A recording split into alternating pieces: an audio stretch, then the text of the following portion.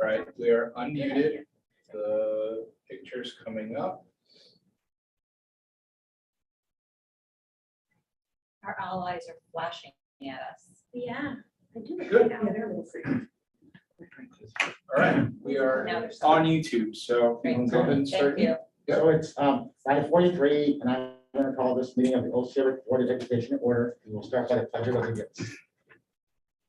I pledge Allegiance to the flag of the United States of America and to the republic for which it stands, one nation, under God, indivisible, with liberty and justice for all.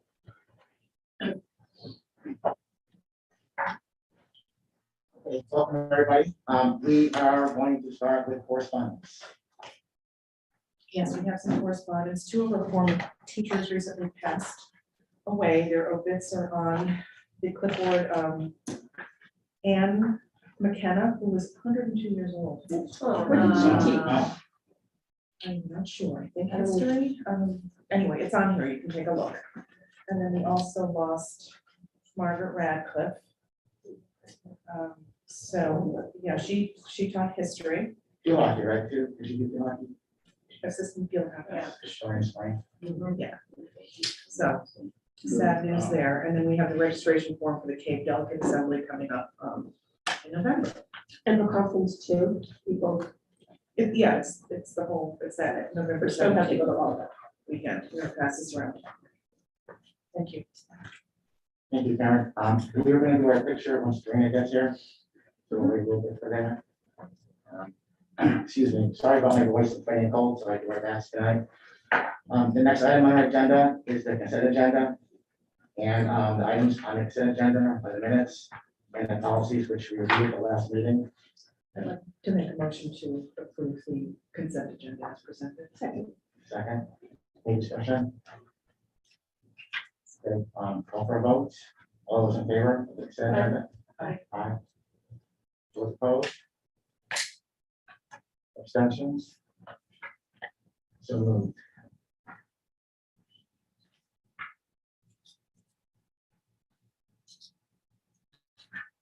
Next item on the, excuse me, on the agenda are the educational leadership items.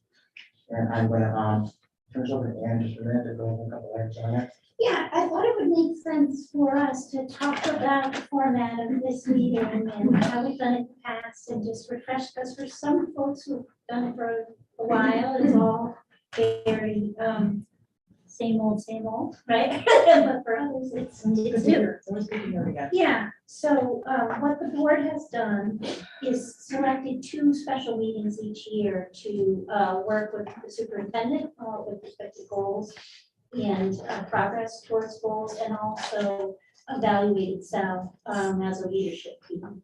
And in your packet, we have a couple of items that are relevant to that. Specifically, you have a document that is entitled Leadership Evaluation Discussion Ground Rules. It looks like this, if anybody is looking for it.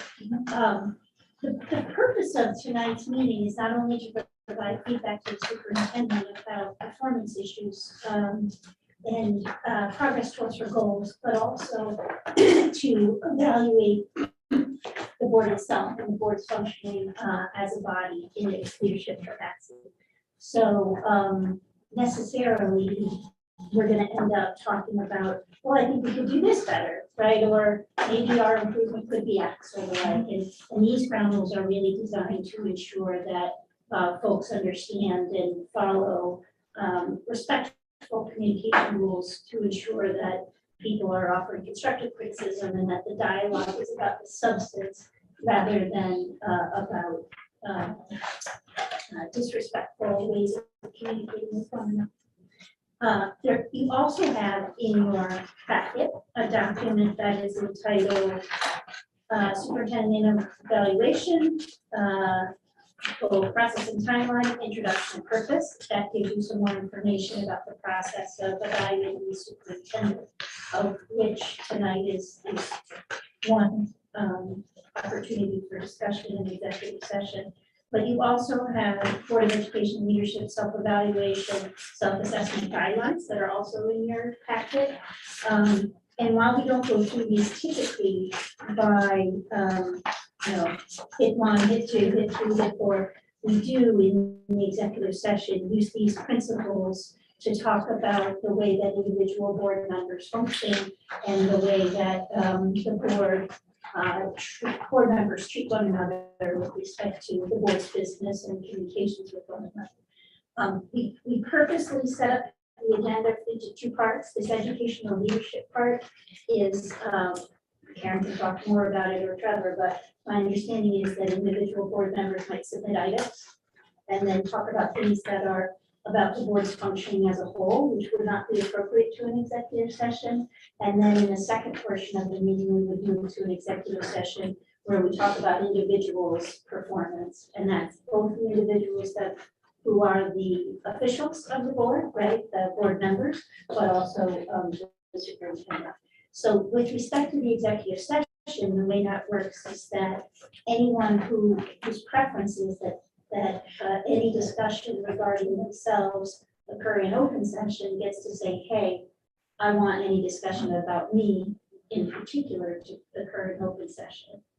And because that is your right under the Freedom of Information laws. So as we go through these items in the open session portion, under educational leadership, board roles, responsibilities, and operations, I think what the goal is that everyone has an opportunity to comment on each of these items, and that if there are areas of where you're doing things really well, or areas where you could be making improvements, that everyone has an opportunity to weigh in on that as we go through the evening.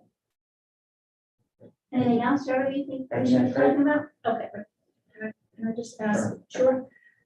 I'd really like all of us to be here since Karina will be here for another 15 minutes. I wonder if we could just juggle the order. Perhaps we could do the Kate presentation first, or I'd like her to be here for effectiveness of meetings. Sure. For that discussion, because that's kind of a very broad topic. Absolutely, I think that's very good. So we'll start with the kids. So why not? Why not, right? Yeah, why not? So what happens is that we as Board of Education are members of the Connecticut Association of Boards of Education. And we pay, a fee in order to get guidance and support. And so I just came to my email, and maybe several board members have received it too.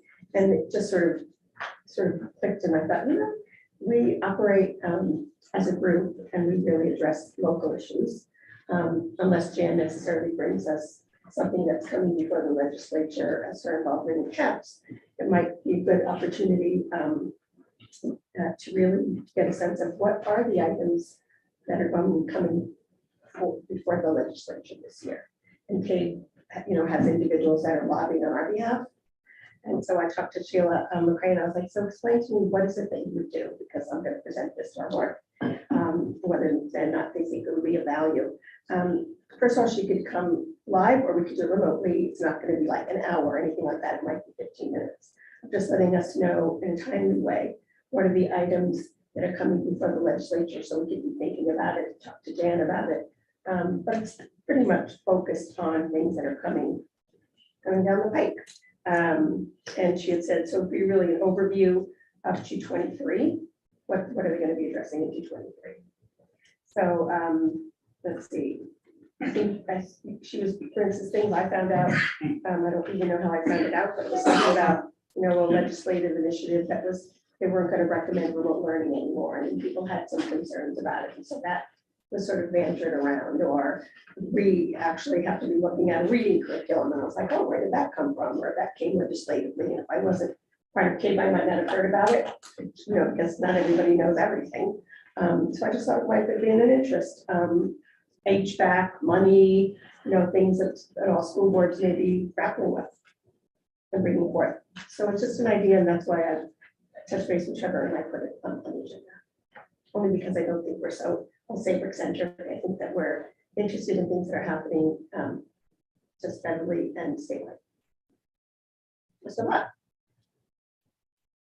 So just be clear, so what you're proposing then is a separate evening where Sheila basically just. talks No, to it. I don't know if it was a whole evening. It might be, we Oh, can whatever. decide what, just might be, she might come and I would talk to her ahead of time and share with you what may be coming. And she just could share, this is what's going on in Hartford. This is what what the, you know, the conversations, this might pass, this might not pass.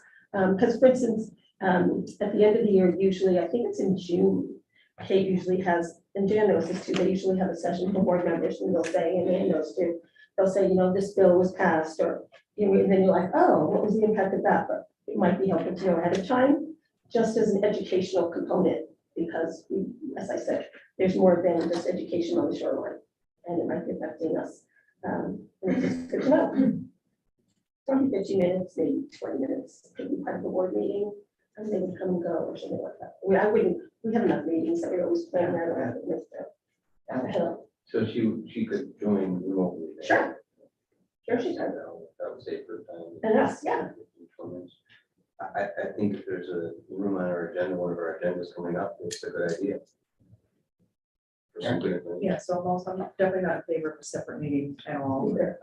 So you made that clear, which I appreciate. Yeah. And, you know, Jan is so active Right. with the state, and I feel you keep us very well informed about what's going on. So, you know, I don't, I mean, if It's like 15 minutes, we're not talking, but I think it's, we do provide, I mean, we do pay dues to go there. I mean, they do lobby on our behalf, so it's just an opportunity again to learn more things that are going on the state level. So I know in the past, the board has talked about training opportunities and professional development. Mhm. This is not a new topic, Yeah. right? And there's tension between your meeting time, which is, I know, very replete with lots of action items that you need to consider, balanced with this opportunity, and to ask someone from this organization that is an advocacy group for public boards of ed. And for which you remember, right, from the advocacy group, to come do the training. That I think maybe we should do for all of these agenda items, not just this one, just make sure everyone in a round robin fashion has an opportunity to weigh in about it. Have thoughts about it? Not really. I mean, if they want to come give me some information, as long as, I don't know what benefit I would have to adding to it at this point, but I'd be willing to listen for a short period of time, as long as they understand that our time is valuable. I'm sure they have great information, but we also do a lot as it is, so.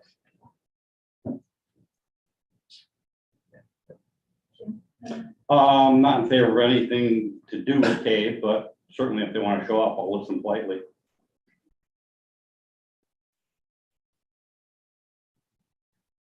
Alan's already waiting in there. I actually think it's a good idea, but I'm listening to what Steve said, and our time is valuable, and I mean, it's 15, 20 minutes, it's a great opportunity to hear what's going on. So I think, mixed feelings on this, actually. I think our time is valuable, but so is Sheila's time. And to have her, you know, come down for a 15-minute presentation is, not Virtual. reasonable. Hopefully that's great. It would be virtual. It would be virtual. So, you know, again, I feel very well informed by our Hey. superintendent.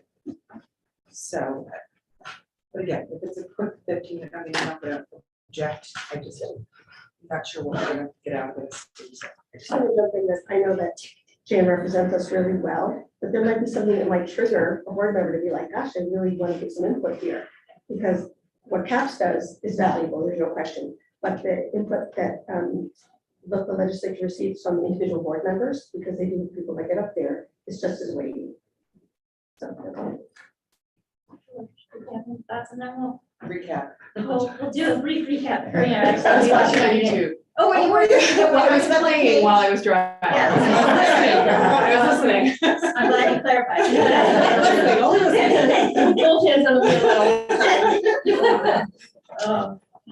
George, then. No, I think I mean, I've mentioned this several times. I think it's just a remarkable service that she's going to do this on that particular school board level. I mean, she could easily have just done this on district level, just say, I'm gonna do 8 schools this night, we run down there, they can do that. And having talked to her before, she's very succinct in the information she passes, because I'm concerned about time. I mean, a lot of the stuff that she could do, other possibilities that she has all the stuff that either in a PowerPoint or potentially just deposit it somewhere, okay? Right, I mean, certainly the items that you have mentioned, are the key items, get a lot of interest. Concern always is that if she has in person, which is great, the back and forth answer questions will take a certain amount of time. This board is very interested in seeing on ask questions, and that will prolong the. So Karina, to put you on the spot, we can go one more to your new colleague and then come back to you, but I suggested just for the whole evening that we try to make sure we go round robin and people have an affirmative opportunity to participate. And that's really more for my benefit, so I can serve the role that I'm supposed to serve in making sure that even, our shy members, our outspoken members, everybody's gonna get a chance to talk. Okay, and so for every agenda item, everybody has an opportunity to talk about it. Opportunity, yeah, Okay. you can pass. Okay, I'll let that. Leanne go before me. Yes. Well, I'm certainly not opposed to it, but I think I definitely bring a different perspective as an educator. I'm kind of aware of what's happening. And I have to say, Jan keeps us abreast on everything, so I don't know. And our agendas are always so packed that something would have to go in its place. But sure, I'm always open to learning and hearing anything that we need to know about to serve our community better, so. I could just Yeah, add something. I don't know how many of you are able to attend, but the Cave Caps Conference in Mystic on the Yeah. 18th and 19th. One of the breakout sessions, looks like it's led by CAPS, is called Legislative Update. I'm not sure if that's CAPS or if that's an attorney, but, Cave rather. But that is one of the breakout sessions. Is that on the 18th or the 19th? That's on the 18th. See, I'm going on the 18th, so I'll sign up. Let's go back to Karina first, and then go back to Anne. Okay, so the request is to have Kay make a presentation at one of our upcoming meetings, that's what I understand it to be, and so it's sort of For just about like, 15 minutes, remote or in person. yeah, I am always interested in learning. I do agree that I think Jan keeps us very informed. My concern would be, I would not want to see the Kay presentation precede some of the other items that have been brought before the board and should be discussed. So that would be my only concern. That, not, and I agree with George too, it could go on for a very, very long time. And I think there's other ways for us to get some of that information. I appreciate the offer though. I agree with you, Chris. All right, Anne, back to you. So, Jan, your suggestion or just information about us being able to attend the conference, could that session be taped and could that be shared with us to watch, at our own time? That's individual I session. don't think we're safe. Probably. I don't know. Yeah, No. I don't know that they would allow that, but you could do this in 2 bites too. You could see how many of us can go on the 18th. Bring the information back. If it's not enough, we can always make room. The legislators don't get back to their work until February. How many of us are going on the 18th? That's a good question. Well, we probably wouldn't all sit, in one session. You could. Yeah, because I have other meetings, yeah. I think that is a case, not a lawyer. I think it is a case. Well, it might be a presentation, paid lawyer, but I don't. I think Right. It's a paid personnel that do that. too. He's a new attorney. Yeah. Unfortunately, I'll be out of town. I can't attend, unfortunately. So should we say, this will get, discussed at a later board meeting as to whether such a, See what we presentation should bring be back scheduled from the 18th. after the Cave Yeah. convention, so we can see, who all can see. And that way you'll all have a sense of how many people attend that particular session and what you get out of it. Right? It may just be about lobbying. We don't know. We don't know, yeah. We don't know. It'll be a Yeah. combination, they tend to be a combination of a wrap up of the last session and anticipation of what's going to be brought back this session. So, we'll see, yeah, we'll see. I'm just wondering if we should just Exactly. Yeah. That's the thing to do. Yeah. Yeah, thank you. Yes. Sorry. Yes, I know, like, that's exactly where I was going. I was gonna say that before we And I went do to- apologize. No, don't worry. Thank you for your Or it's patience. just at the end of the meeting, Karen.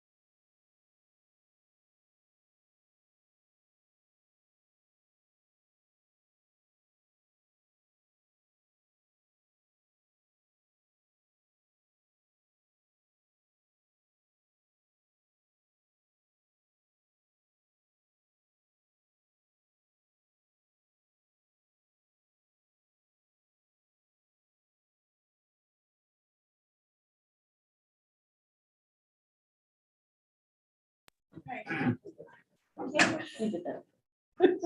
I know you. We're back on.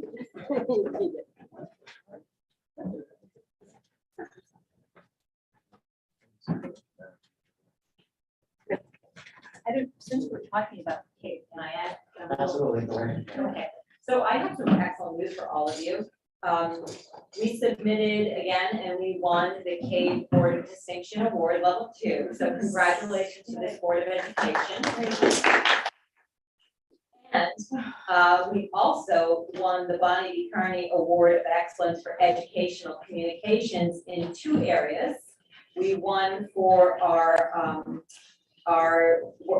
EL newsletter that goes out in the community, and I have 2 copies to show. And we also won for our student, Matt Johnson's Just a Piece of Freedom documentary about the mural. Wonderful. So we won 2 awards from CAVE this year, and I'm very proud. As you know, Trent has a lot to do with this work. He and our EL teachers really put that together.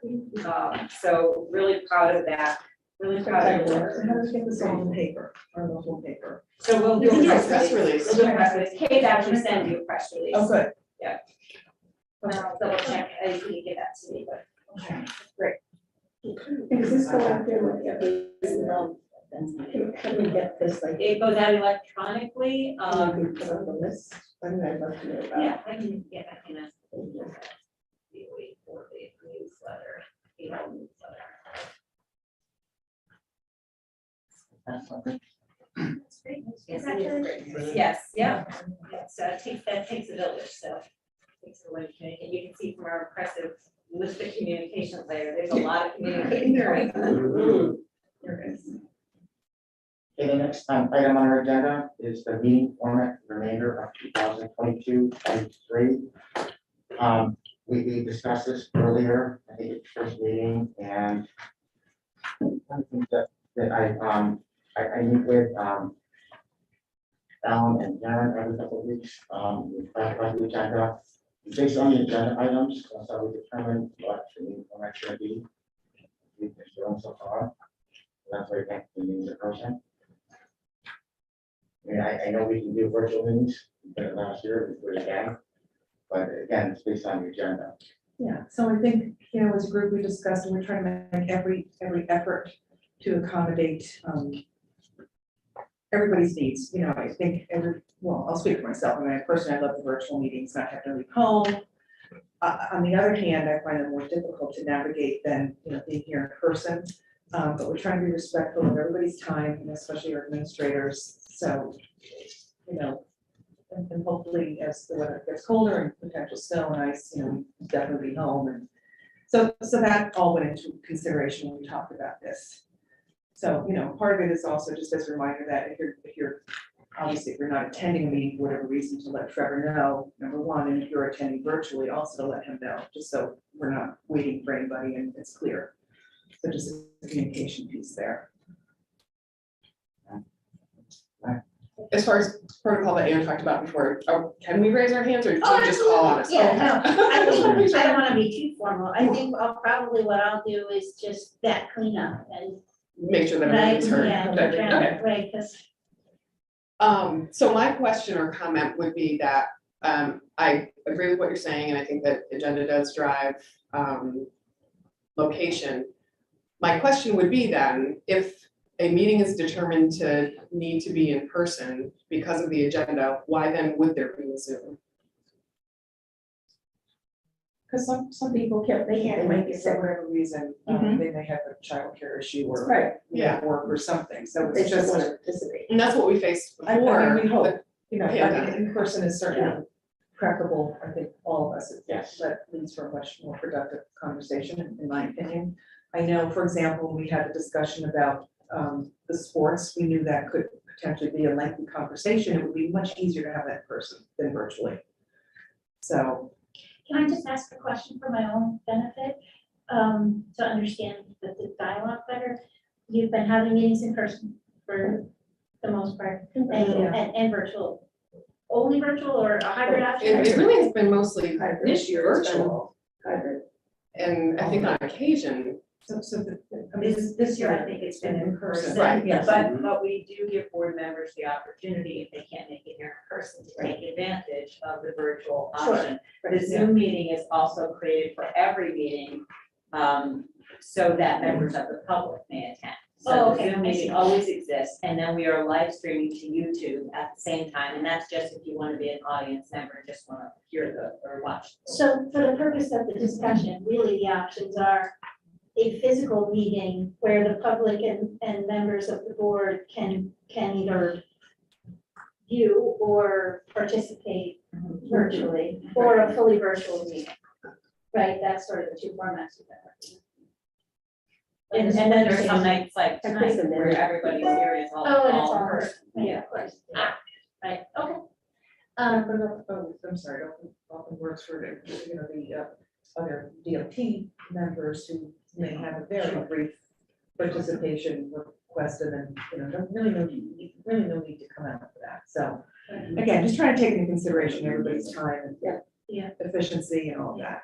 George, did you want to jump in? I did, and, at some point we'll get to the second half of this meeting, the executive session, and then Jan will describe her roles and goals and so on. And inevitably, sometime through that meeting, we'll basically tell Jan that she's overworked and paid and the whole bit, right? So, and we'll ask her, what we can do to help her, and, we'll always, every single year we agree that we're gonna try and minimize her to take nights out and do whatever we can, so hybrid meetings are okay, but essentially it's not hybrid for Jen, right? Because when hybrid, she's got to be, because the other people who are not, decide not to choose to be hybrid are here, so she's got to be here. So hybrid really is a choice for everybody else, but her, and that's really the purpose. We've had a few meetings where the online did not work. Certainly the self-evaluation is absolutely disastrous. So we decided never again, will we have to do a self-evaluation virtually, but almost all the other conversations, I think that's been Karina's point, perhaps, that if you have to group or some people going online, then essentially the pattern of business of doing that conversation. And I suspect when we get to the other items in this part where the effectives of media and so on, perhaps we can actually talk about, how to have more effective communication the concern they have that, online, maybe conversation may be more cumbersome and so on. Part of the process can be, maybe we try and make that more effective. Drawbacks towards, online versus in person, but there's a lot to be gained being online, and it's not anything like that. Her hand was up before you. I'm just kind of. Oh, okay. Okay. Sorry, Lillian, I know you jumped in, go ahead. I'm all Okay. for in-person Yeah. meetings, I guess because I had to phone it in so many times online, when I was teaching. And I find even when we are hybrid, sometimes people who are on Zoom, the color is, they're either sitting there in the dark or you can't, when we've had to make votes, we've had to text things in because we couldn't do things. So, unless there's 3 feet of snow in January, I'll always be here. So I hope Jan opens the door for me, but I can sympathize with others needing it. However, even with the people, the administrators and things like that, if they are sharing on and off, I don't know, to me, this is our commitment, and I just think we're more effective when we're as one body, but that's just my opinion. I'm sorry. So I was gonna say, so for years and years, we always met in person, but I think that COVID really provided the silver lining, not only for this Board of Ed, but for town committees, not town committees, but meetings of selectmen that people can attend as they like. I think that we value being together, but I think there's opportunity in terms of travel, that you can just be home and watch it. The other thing is, when you think about learning styles, I don't really have a problem because I know, I can sort of know each person, so it's comfortable for me to watch. But I also like the fact that we can come in when we need to come in. I wouldn't say I'd want to go all virtual. No, that's not what I feel, but I'd like to have the option. Like I said, the other question I have is, say you're traveling, like you're going for a meeting and you want to participate. So if the meeting is provided to you, and we used to do this, but we used to do it, I think telephonically, we could call in back in the day. That's exactly right, but people could still participate. And I don't remember, and Anne might know, I don't remember if you can vote that way. I think not. You can. Okay. So then there's an opportunity there if you're away, that you still want to be able to participate, you come in virtually. And I think it's really, like Karen said, it's up, and we decided even for Dan's perspective or time frame to have to come out when you can do it right at home, why not? I mean, to be sitting around the table, the meetings I think are effective, but I think we need to be here, we're here. And I think we're here for the most part, and I think it's valuable to have personal interaction, but I also am pleased with the opportunity to come virtual. Yeah. Steve or Jim? So I last year, we did a ton of all remote meetings and they definitely worked. It is more effective being here in person, I agree. However, there are times, unfortunately, childcare, I have sometimes sick of that, or I work a 24-hour shift. Sometimes I'm able to make a meeting from work, but not make it here. So I like the option. Ideally, this is the best situation, but for those cases where that's not an option, just having the ability to phone in. It doesn't work as great. I get it, especially when the majority of people are here and there's somebody remote. I understand, it creates a little more difficulty, but to be able to have that added voice in as opposed to not hearing it at all, I think it's worth the aggravation. Jim? I agree with all the above. I think it's good to have the option in case you have business travel or sickness in the family, something like that. But I do appreciate the fact that we're able to meet here in person on a regular basis as well. So if we had to pick one, I'd go with that, but it's good to have the option for people that need the accommodations. So I agree with everything that's been said. I think if we can afford Jan on occasion, when we have a light agenda, to attend remotely, that'd be great. I also think the flexibility that's been discussed already, and that Trent has really worked hard to provide us with the technology, and I think it's gotten better and better. So to all the points making, I'll be traveling on occasion too, so I'd like to be able to attend a meeting when I can, and I agree with everything that's been said so far in terms of the options. I like having the option to even if we have to, especially if it's a late agenda, but I think the synergy from everybody together and meeting, the long road, and I think we're all here. Discussion, I think it's better. You know, All right, anything else, Rita? I know you. Yeah, you sorry. wanna jump back in. Just a couple more comments.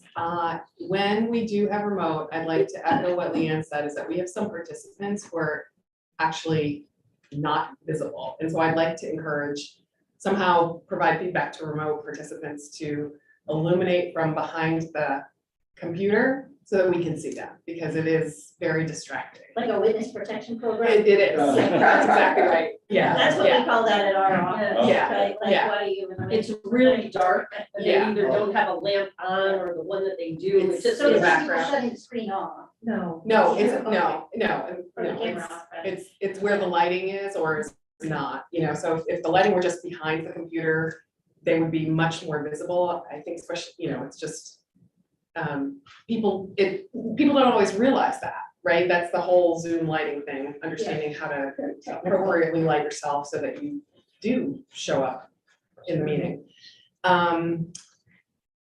The other thing, we talked about it probably at one of these meetings, I would also suggest that we get more consistent about screen sharing the content that we're discussing, because when you are remote, you then have one screen and you have to share that screen between the documents and the content that you're reviewing or the slide presentation and the meeting itself. And so I think that if we get more consistent about, presenting like you always do here, but presenting our content on the screen, even when we're in person, and then especially when we are remote, to screen share so that people can see it. Because especially when you're home, you're not printing the content off at home. At least I'm not, because I'd be out of ink every time we have a meeting. So unless we have that budget line and we all get toner cartridges. I think I understand, and I already getting those circle lights, so our faces. are- Yeah, it's a great idea, yeah. I would like Influencer to lights, right? Ring light is a second screen and we'll be all set. Uh, I just want to say that I also think Yeah. it's a very progressive in a sense to permit the administrators to join us virtually. I think that many of them have a long ride. I think that they're here early in the morning, and I think it gives them a nice break to be able to relax a little bit. And if their comments usually are related to our questions based on their reports. That is really for the majority. If they're an agenda item and they're talking about something that's a little bit different, but I think that our interactions are mostly in response to anybody have any questions for Goodwin, anybody have any questions, and why come all the way here to do that if you don't have to? If I could just comment, Yeah. I really do appreciate the opportunity to have the administrators be from home unless there's something very urgent going on that needs to be discussed, because particularly our secondary administrators are out many nights. And weekends. Like this week, they've got sporting events, they have a homecoming dance, so it includes Fridays and Saturdays. So I'm very grateful to the board for allowing that to continue. And I will speak to them all about good light. And it seems whenever we've had the administrators present a report or anything, I'll tell you, virtually, they're clear, you can see them, there's no problem with audio, I think it works great, and I love the idea of letting us, I absolutely agree with that. Some of them have childcare issues too. Of course, yeah. All right, anything else on this particular issue? So it sounds to me as if this is working. I think everyone's pretty well satisfied with how it's going. Understanding that we need to make sure our technology is working well, and that the preference is if you speak in person. Like, try to, particularly for those heavy duty, weighty, And if it's a lightweight agenda, we agree, let's just all sit home. And the good news is our policies do direct us on how to behave should we have technology issues, how to pause the meeting. oh, that's good. Yeah, so our policies are very clear about that. I reviewed all of the ones that are in your packet. I reviewed them just this morning, and they're really helpful. I'm just gonna comment that maybe this is part of it on the agenda. So when we have meetings, subcommittee meetings, we've been able to have some of them virtually as well. And that's worked out so additionally, and I felt, I was just gonna speak from policy perspective, that we've really been able to flow and, have our meetings and Jan in there and we can have lots of conversation.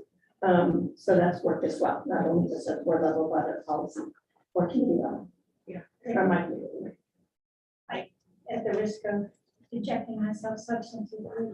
Please, go ahead, call me out.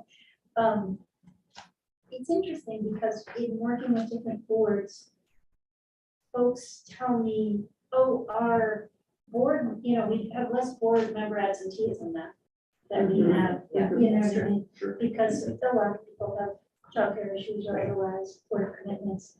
And so it's great. I think that's great. We have elected members of the community. They're all elected for a reason. They have, you know, and so I'm glad that that particular, this format allows us to do that. It's great. Even if somebody's not feeling great, like tonight, if this was a regular meeting, you would have been home.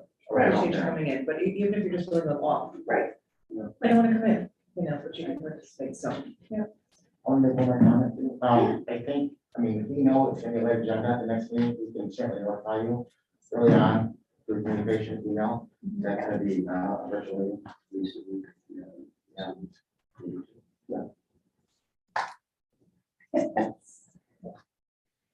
Okay, great. May I just, so for me, so will we then call them either hybrid, so there's gonna be 3 types of meetings. Fully remote, right, that's an option, hybrid, or fully in person. Because that would clarify it for me, like, so this is a fully in person, right, there's no Zoom option. But it could have been a Zoom, there is a Zoom. Well, okay, So so- on Zoom, so Well, you there's could have always been Zoom. home tonight. No. let me just No, yeah, clarify I that, agree. if I may. This is one of several meetings that Personnel. incorporate personnel and evaluating the superintendent. My language is always really, you know, it's important that every board member be here. Yes, I mean, a virtual meeting, a virtual attendee would be a problem for But these would we meetings. have said no to someone? Right. No, And no, not no, get the- right. So that's what I meant. So Right, this- yeah. I realize what you're saying, Yeah. that's not ideal, and I agree with you, I'd rather have everybody, so So we're in talking about us. right. But And so I somebody think it would has to start out as travel. a, yeah, if somebody said, like, I am just in a jam, I can't do it, Oh, then of course. that person Well, would get sure. Zoom, Of right? course. But yeah, but I Well, think, but the starting premise for a meeting like this is that it's wholly in person, because Right. if Yeah. we call all meetings where you have a Zoom and presence here in person, that's confusing to me. So if it's hybrid, then I understand that, you know what, it's not a problem if something comes up and you have to join via Zoom. If it's called an in-person meeting with a Zoom link, then I feel like, oh my gosh, I'm doing a bad thing if something comes up and I have to Zoom in. You know what I mean? I realize it's splitting hairs, but I wonder if we can call them hybrid, in-person and remote. I mean, does that make sense to you or not? I think the only problem with that is that nobody should feel bad out. No, If something yeah. happens in your life, and you suddenly have to get on a plane and go Or somewhere, whatever. you should just be able to say, I meant to do it in person, it's not That's gonna it. work out, but I will be zooming in. Okay. And that gives, that Right. allows us to have, as Ann was saying, and we're noticing that too in our superintendent meetings across the state, they're so much better attended now. Okay, People don't have to travel. so thank you for that Yeah. clarification. Yeah, I don't want anyone to feel, I mean, it happens, right? Right. Okay. All right, I can clarify a little bit of the, because we were using different terms. The Yeah. other thing is, not for nothing, but now that we have some legislation in this area, Mhm. like the Freedom of Information laws use specific terms to say hybrid or remote or whatever. And so we want to align ourselves with those terms. That's in our policy as well, and actually, the version that you have in your folder tonight references a sunset date, but the one that you just approved this evening is the one that does not have a sunset date, because now that's legislation, so we will have that option moving forward. It's great. Yeah, it is great, and if you're worried about the general members of the public, they can zoom in if we're all remote, they can zoom in if we're here, they can be here in person. Mhm. And if we decide to do all remote and someone says, I don't have a computer at my house, and they tell me 24 hours or more in advance, according to our policy, I need to set up a laptop here for them. And so that gives people who don't have access to the internet, an ability to watch this, to be part of it. That's great. Just, just as I said already, but Trent has done a wonderful job bringing us to where we are, so I just want to commend him for that. And we started out removing the and it was troublesome, it was painful, and it's less so every meeting, so that's a good thing. Thank you, Trent. Just Hopefully quickly. he's watching at home. Hopefully not. Exactly, I'm happy he's enjoying this evening. I was just gonna say that there've been years in Turner system, we've had, you know, a board member or two not come when we do board stuff about. So the fact is that if somebody wants to participate, and they're all here right now, and that's great, because that's the most important part in terms of how we function. All right, George. I'm sorry, say anything final I'm about that? sorry, I'm just wondering whether this may be a premature survey, but just wondering how the 9 of us, if a meeting using, you know, community attorney, if a meeting was hybrid, how many would choose not to come? What do you mean hybrid? You mean you can come or not? Correct. Oh, I would probably come, but if I couldn't come, I wouldn't. No, pretty much made a commitment. What I heard Yeah. around the table was we want to be here in person. Yeah, but if I couldn't get here, then I I just. like the flexibility, because now Tuesdays I work in New Haven and you saw what happened tonight. I apologize. I actually was under the impression that all our meetings were hybrid, that, you know, if I had an issue come up, I just had to say, hey, I'm not gonna be there tonight, but I'll be on Zoom. So, I mean, I make the choice that I know that it's a better environment, it's a better event when everyone's here. Understanding the difficulty with the remote, but sometimes that may be our best option as opposed to, the option is either attend remote or don't attend at all, and then you miss out on like. Yeah. So in the discussion of this, I went back up and clarified, and I put in the parenthetical, in-person participation encouraged, but Zoom participation permitted, right? Or fully remote, which seemed to capture it, right? It's encouraged in our preference. I Yeah, would say, Right. yeah. encouraged, I'll say preferred. Yeah, and I think another option too is, let's say we have a very complicated topic to discuss and have you all of a sudden can't be here, you're ill, you're traveling. Yep. You always table the discussion, right? You Yeah. have it back in the- Yeah. And I would say that I just hold every Tuesday open, I just never end up filling it, with anything else. That's just a commitment that I, you know, that I have. But sometimes. Some things come up, oh, no question, yeah, We're family. yeah.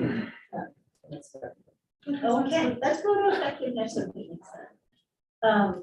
I don't know, I know that these items were submitted by individuals, but anyone should feel free to jump in on it as to introduce the topic or to start discussing.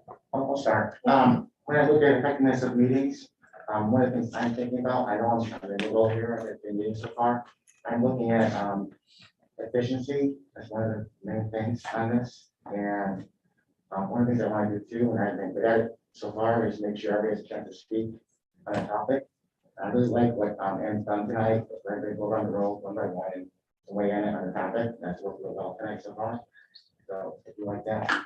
So for me, it's something we run smoothly, be efficient. Trevor, can I ask a question? Yeah. What do you mean by efficient? Could you clarify that for me? I want to get way off topic. When I say efficient, I want to leave it to just a stand topic and not go way in the weeds. It's fun to happen sometimes.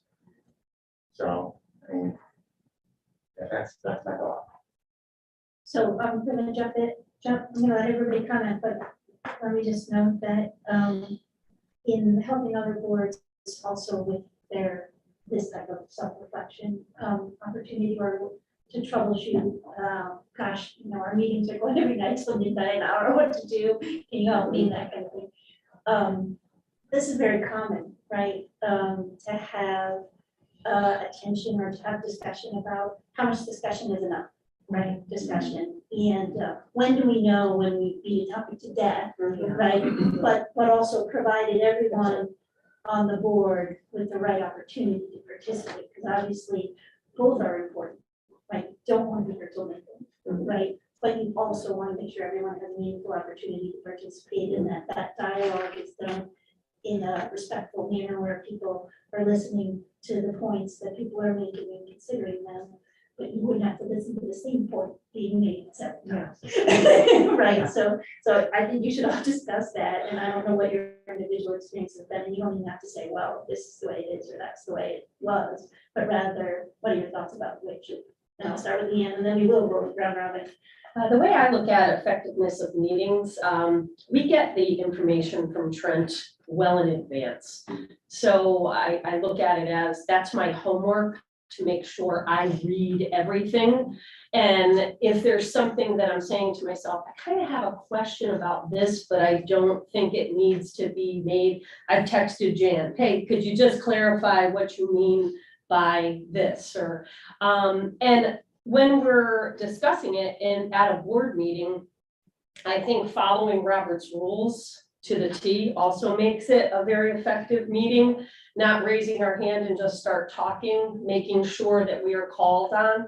I totally respect everybody's opinions and making sure that they all have a voice, but there are 9 of us that need to have that voice and get our opinion across or ask a question. But to me, I guess just once again, with my background, I try to make sure that I've done my homework first, so I know what's, I kind of anticipate what could possibly be asked, and making sure that, you know, being prepared. Can I ask just a quick question about that? Is there internal protocol for asking for clarification or more information about an individual agenda item? I'm just, So typically, informational, yeah, factual so question. typically when I ask a question like, what is meant by, can you explain an abbreviation? Yeah. I will just go ahead and answer it. Sure. If it's more substantive than that. My practice has been when I'm asked a question by a board member, and it happens very rarely. Yeah. I respond to all board members in a one-way communication. Mhm. So I'll Yes. start a new email and I'll say, a board member has asked this question. I'm responding to everyone.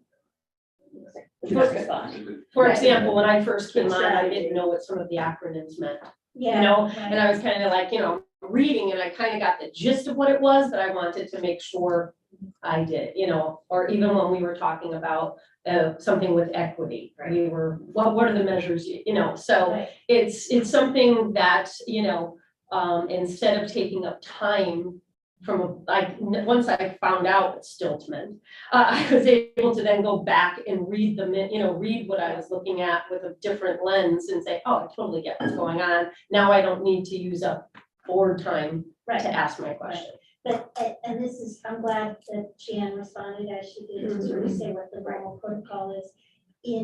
There's a tension there too, of course, right? If you have 9 people asking Jan individual questions, then that's not particularly efficient before Jan's already got the weight of the world on her shoulders.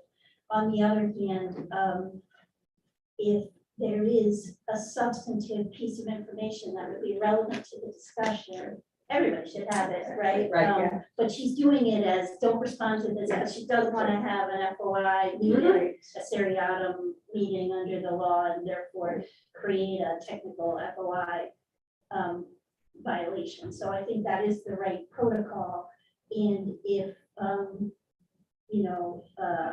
if there is specific information that would be helpful, right, then you just push it out to everybody. I think that makes good sense. There's only one other option that I've sometimes exercised, and that is if someone asks me a question, I might say, that's a really good question to ask at the board meeting, because I think the general public might want to know the answer to that. Right. Or you might say, I'll have Mrs. So-and-so answer that, because you're not 100% sure. Exactly. Right. As long as you know everything. No, I You know, do. sometimes, yeah. Corinne, anything else on that, as I go around the table one more time? Yeah, I agree with the importance of coming prepared to meetings. Sometimes I'm surprised at the lack of questions that we have for some pretty important topics. So I just think that that's important for us to take that time to prepare and think about what powerful questions we might have for presenters around certain topics. And I don't know if this fits under effectiveness, but I think there's an opportunity. I don't know if the high school reps, they leave at 8 now instead of 8:30. So I think there's probably a correction that they need to be aware that they're here till 8:30. Right?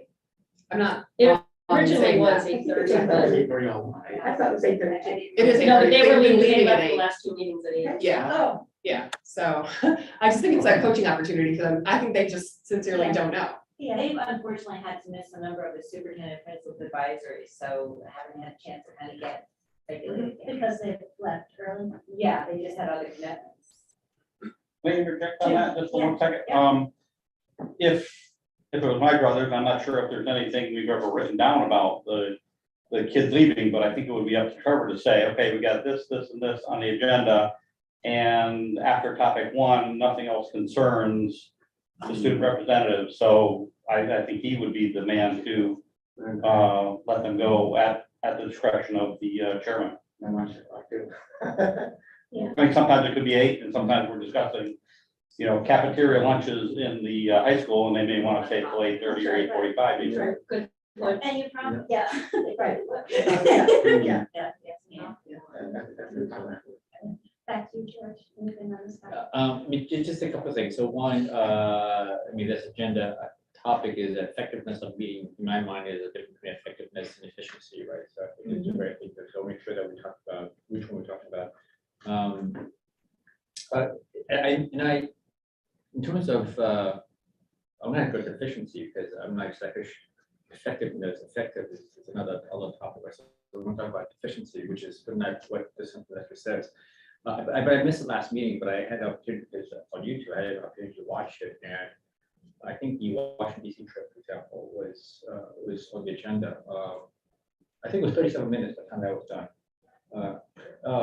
And that's almost a given, right? And I'm just, don't get me wrong, I mean, I think that feels like very long. I mean, when I'm here, I mean, it's always very exciting, and it's great to hear the kids on trip, but when you're doing watching TV, I sort of move forward, holy cow, where's this going to end, right? 37 minutes. Yeah.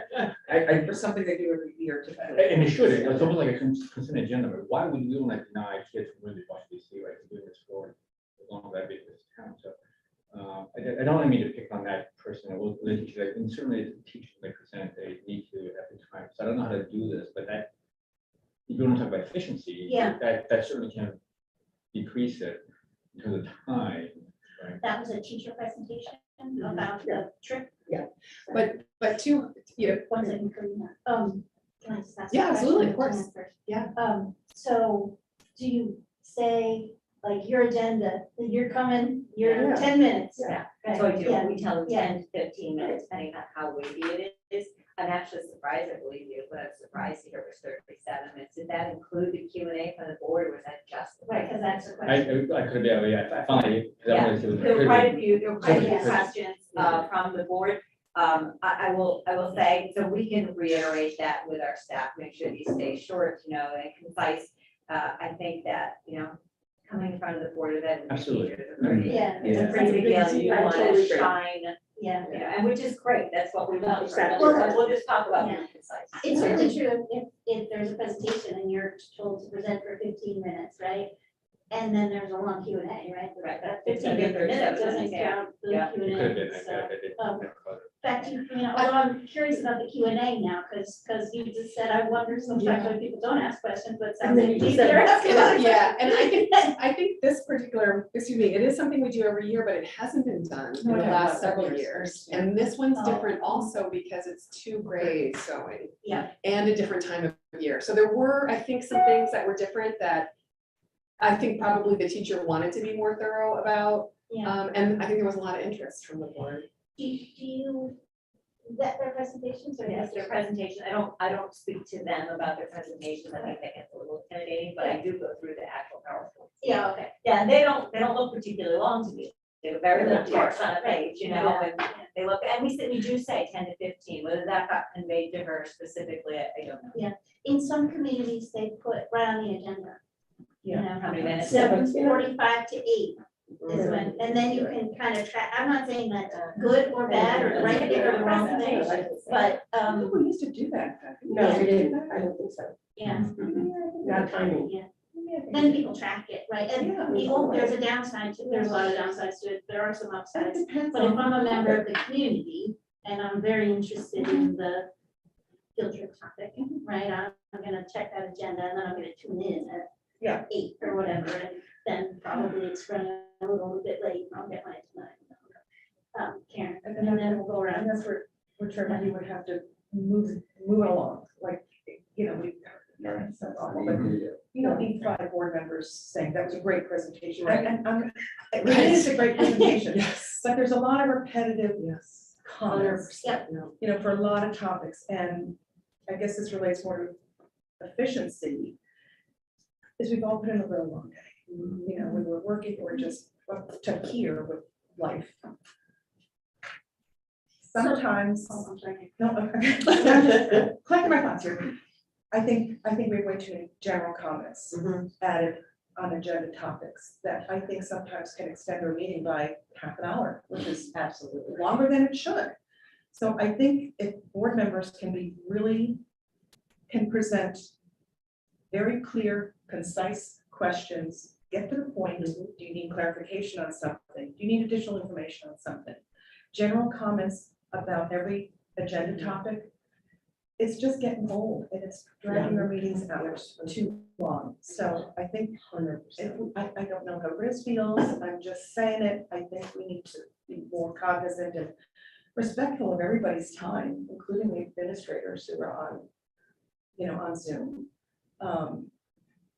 You have a direct question? Absolutely, but I think we can do the comments. Do you want to? General comments. So let's go around the rest of the room and see how we feel about this one.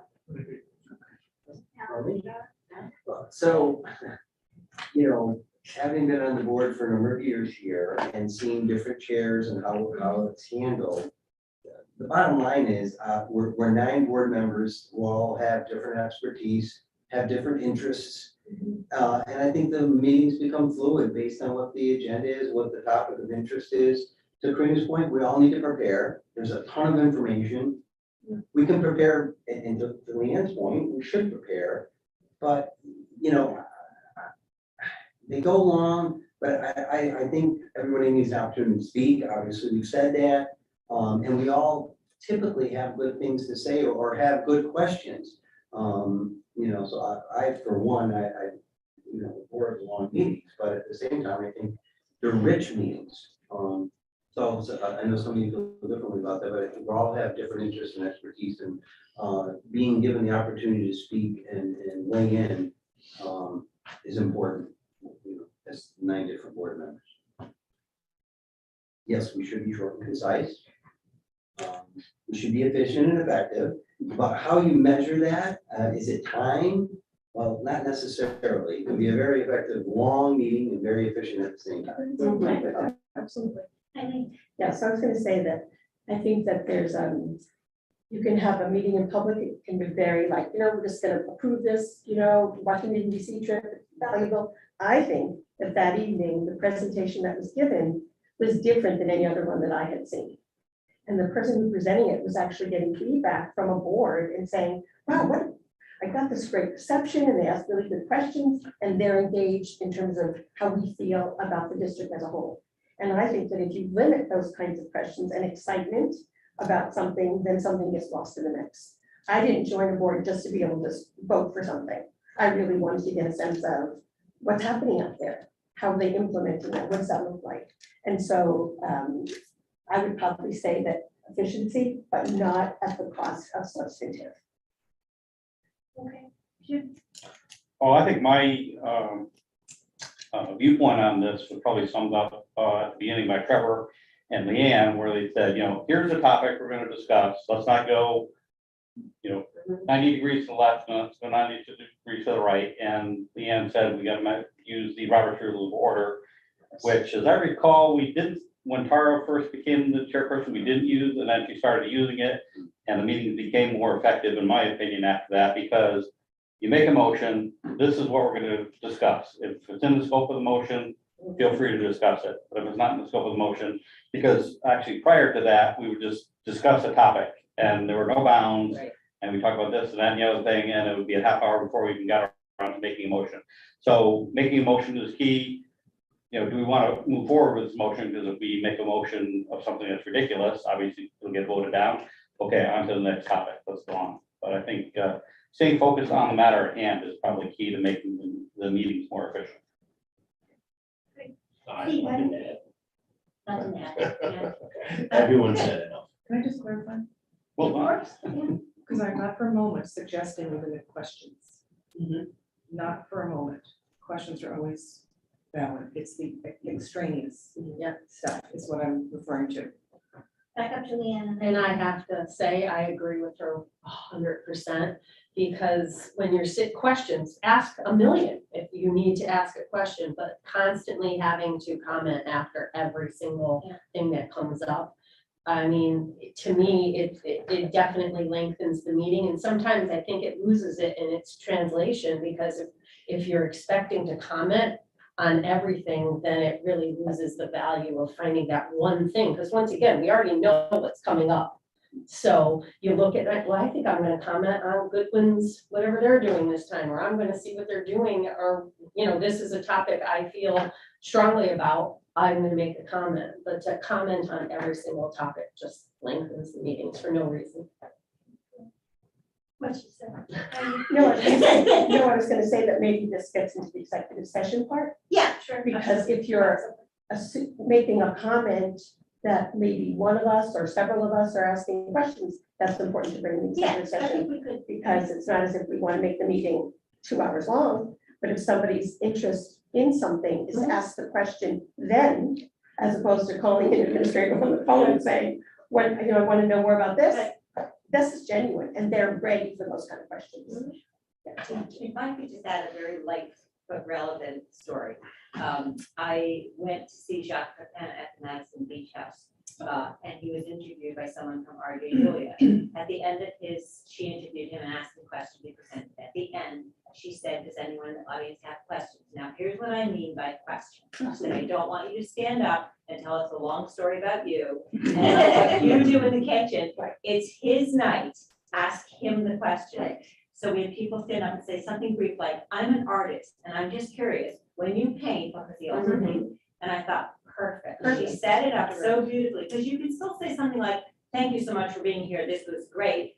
My question is, and I thought, well done. It was really well done. You can see she was a master at doing it. So I had 2 thoughts that were pertinent. One was when you have, like, as Leanne suggested, you're going over the board materials in advance, right? You're gonna read it all, you might have questions. You're gonna forward the questions to Jan if they are, no matter what they are. And Jan might publish them out to everybody with an answer, or might just respond to you directly at her discretion.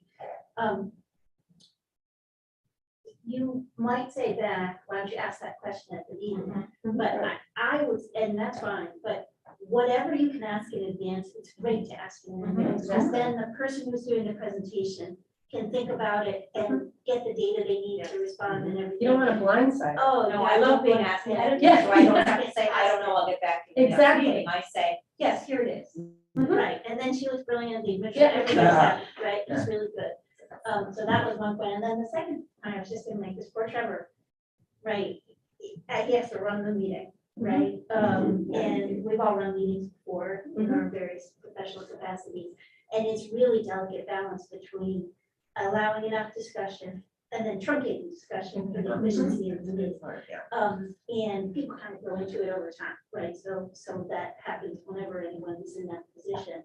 But when I have been running meetings, generally this is my own head rule in my head.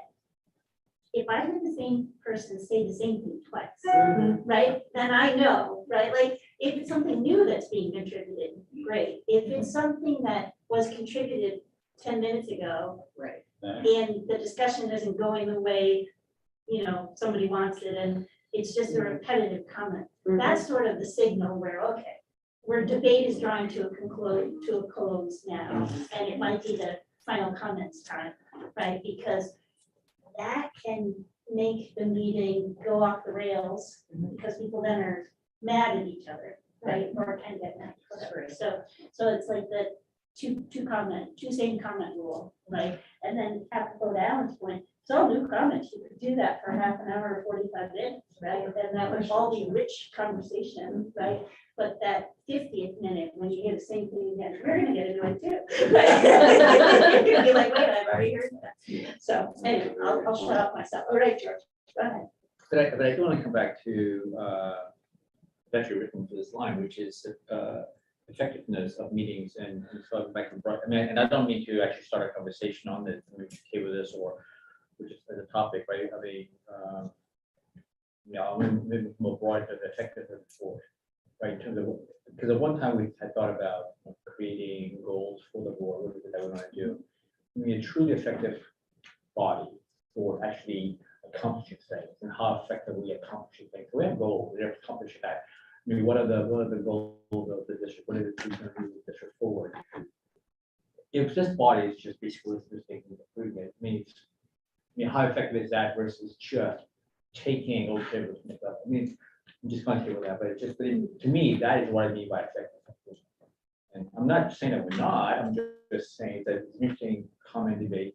And, you know, self-thought to the, what that is.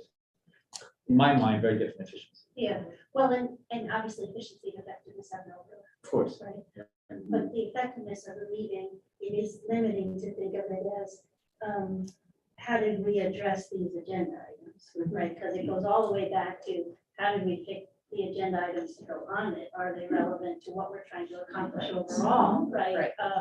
What is the data that we're looking at to make this decision that relates back to our overall goal? So obviously, we've been talking about a somewhat narrow aspect of the effectiveness of meetings, but it's so much broader, right? So, Karen. I think just circling back a few minutes ago, talking about effectiveness, efficiency, I think there's an overlap there. Again, we get the materials, it's been very clear, everybody should be reading all of the documents we're getting. As I'm reading, questions are popping up in my mind. I think if we can all try to, whether it's a staff member or an administrator, if there's a question you have on any of the presentations, you forward the question to Jan. Either the administrator can weave that into their presentation or the staff member. So I'm so sorry. So, you know, so they've got the heads up. It's not like I'll have to get back to you. You've got the questions, you know, popping in your head as you're reading materials, let Jan know, and then it's in the presentation. It eliminates a whole lot of additional chit chat on the agenda topic, and we move forward. Right, it might act ironically, I mean, it might reduce the number of questions that get asked in the meeting, but it's not because the information's not there, it's just that it's already It was been done woven effectively. into Yeah, this. exactly. So, you know, it's hard to know sometimes if that's a sign of pot implantedness or a sign of excellent preparation. Right. You know what I mean? Right, So, yeah. before I go back to Julie, anybody else on this topic? On Yeah, this side? no, nothing, I was just gonna say that I think it's a great idea, but I also have to take into consideration the timeliness of when a question goes to Jan and then Jan has to go to the administrator. And some people are not necessarily ready to be like, I'm gonna, Yeah. so I'm just saying your sensitivity to maybe or else you they would be, yeah. They get a question from Leah, they get a question from Karina, they get it, and then they'll be like, oh. Yeah. I'm just good here at least. I'm even just if they saying, have the I'm just saying questions, sensitive here, that's all. Well, I mean, And then- we're, I think we're on a slippery slope when we start discussing that, because Jan, and it's only happening infrequently, but some of our discussion is leading toward maybe we should throw more questions your way. I don't think that's a good I strategy. agree, I agree. So I don't know how to feel, but, the other thing I wanted to say is that, you know, it's good to do your homework, it's good to have questions in advance, but questions get answered and stimulate other questions. And that's the process of the board meeting. Right. Yeah, I'm not suggesting that that's One, Right, you don't have to get a question to the Excellent. I guess my only point is that, you know, to meet twice a month for 6 hours, like, that's a lot. You know, having, you know, in my past, you know, met once a month for a couple of hours. So to me, it's, you know, I'm learning my way and making the adjustments. So I'm all for what Alan just said. Questions come out of other questions. But I just think that, I think to be efficient and effective, if we can make adjustments in our own preparation, that would be beneficial. Sure.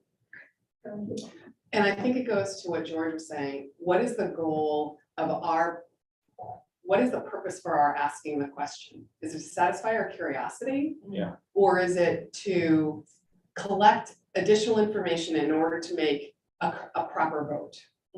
Right? So that's what we have to ask ourselves. And I'll acknowledge, I've been guilty of asking questions that are more curiosity based. And I try to be very mindful of that when I'm reviewing my materials, say, all right, so what additional information do I need to vote about this? And like the Washington DC trip, in the presentation, there wasn't information about the 2 grades. It kind of alluded to it, but I'm like, so who really is going on this trip? Yeah. But fortunately, during the presentation, that question was answered. And so I'm like, okay, that's really all I needed to make a decision. So I think that's incumbent on us to think about, is the question I'm asking one of my own curiosity or one that will help me vote appropriately, I guess. I think that's a great, That's that's a great, great, it should add to perfect the information available. And not, no one has suggested this, and I haven't observed it in any of your meetings, but also sometimes people ask questions because they are trying to say something about themselves. Yeah. Right. Yes. Right, Yes. about, you know, Yes. whatever. Whatever. And so, your questions, of course, are going to reflect your interests and your desire for understanding, but they also should add to the information necessary for the vote. Alan? No? Yes? No, So, I but was I agreeing with the can distinction see- that Karina made. I was just gonna say that, Last one. you know, I appreciate some of that clarification, but I also believe in some of the questions that you might be asking are not related to vote. It's information and it's important in terms of what's going on in the district. It's related to a different, No, I said not, no, I said not every question that you might ask might be related to, for you to vote on something. but it's related to an agenda item. Correct. Yeah, okay, That's because not correct. an agenda item. Right, Exactly. yes, That's exactly what I'm yes, saying. yeah. That's right, exactly. And you know, yeah. Trevor, any last ones on this one? I agree with everything that's been said so far. I mean, I think, that there's a efficiency and effectiveness that have very similar characteristics. And, I think being prepared is really important and just, I don't want to limit questions if they're appropriate questions for the topic. Okay, great. Oh, Just Jim. as a closing comment, I just, Yeah, you know, personally, I'll speak for me personally, and everybody else can say if they agree with this, but if I ask a question that is not relevant or has no bearing on the future decision at hand, I would hope that you would let me know as the chairperson, because I don't have a problem with that, and I understand that that would go to improving the efficiency of meetings in a long way. and that would be an appropriate. So you don't have to worry about Back to offending me if Robert's that's the case. For the chair to do. Yeah. Exactly. For sure. All right, should we go on to public Yeah, address? I'll take that rest of the board. I was walking the first meeting, September, I'm surprised to have the audience here, so I don't believe we had one last year. did we? The one before that. Excuse me? No, we had the season before that, but No, so. not last season. And some things happened which I wasn't expecting either, when gentlemen spoke, about curriculum, they stayed the whole meeting, and he started addressing, talking during the meeting. During the regular part of the. Yes, so that went for a little bit, I didn't really know how to Yeah. handle that. Well, Alan- Handled Yes, he did. that. So, Well, that's kind of rough on the first meeting. He shut it down. so, I mean, Yeah. it's just. so Yeah. how to handle it. Yeah, well, just generally the principles, and I know when you have an active audience of citizens, right, it can be challenging. Generally, the principles are that the decision to place audience of citizens or public comment, as we call, public participation is called by some boards, is a discretionary one. You do not have to permit it, but most boards of ed do. Often it is limited to agenda items, so if a member of the public wants to come forward, they are required by your rules to talk about an agenda item. In places where that restriction is not present, certainly the restriction of you have to talk about something that relates to the Board of Ed, right, is present and appropriate, right? So if you have somebody come up and say, I just really, the hours at the dump are driving me crazy. I mean, you would, as the board chair, say, I'm sorry, that, you know, the meeting is not tonight, you know what I mean? So you can certainly shut that down. We recommend for First Amendment principles that boards of ed adhere closely to a protocol where each is permitted to talk for a designated period of time, and that the time be kept for that. And that a total amount of time be set aside for that, so that you don't sometimes, if there's a very, very controversial issue in some of our communities, we've had sort of a sequential filibuster, right? Where 400 people want their 3 minutes, right? And then the board can't do anything, so having 20 minutes or 30 minutes doesn't make sense. The tricky part is that the board, because of the First Amendment, you can have what are referred to as time, place, and manner restrictions, which is where the 3 minutes or 5 minutes come from. But you can't have viewpoint discrimination. So if somebody got up and said, "Oh, Miss Little, she's the best kindergarten teacher you've ever had here. She's fantastic. Everyone loves her. It's a great hire, right?" You would, your natural instinct would be to let that person talk for 10 minutes because they're saying really nice things and you want to hear it, right? And then the next person gets up and says, "Oh, that Miss Little is terrible. All the kids do is color. They're not learning anything." You know what I mean? Your natural tendency is to want that person to shut up, right? Because they're saying something negative. And in that example, if you held one to 3 minutes but not the other, it would be viewpoint discrimination. So, but if you had a agenda item rule and or a prohibition on talking about personnel generally, you could shut down both the positive and the negative speaker before the 3 minutes, saying, "I'm sorry, we don't permit people to make individual comments about personnel." Right. As long as you cut off nice comments as well as mean comments. Right.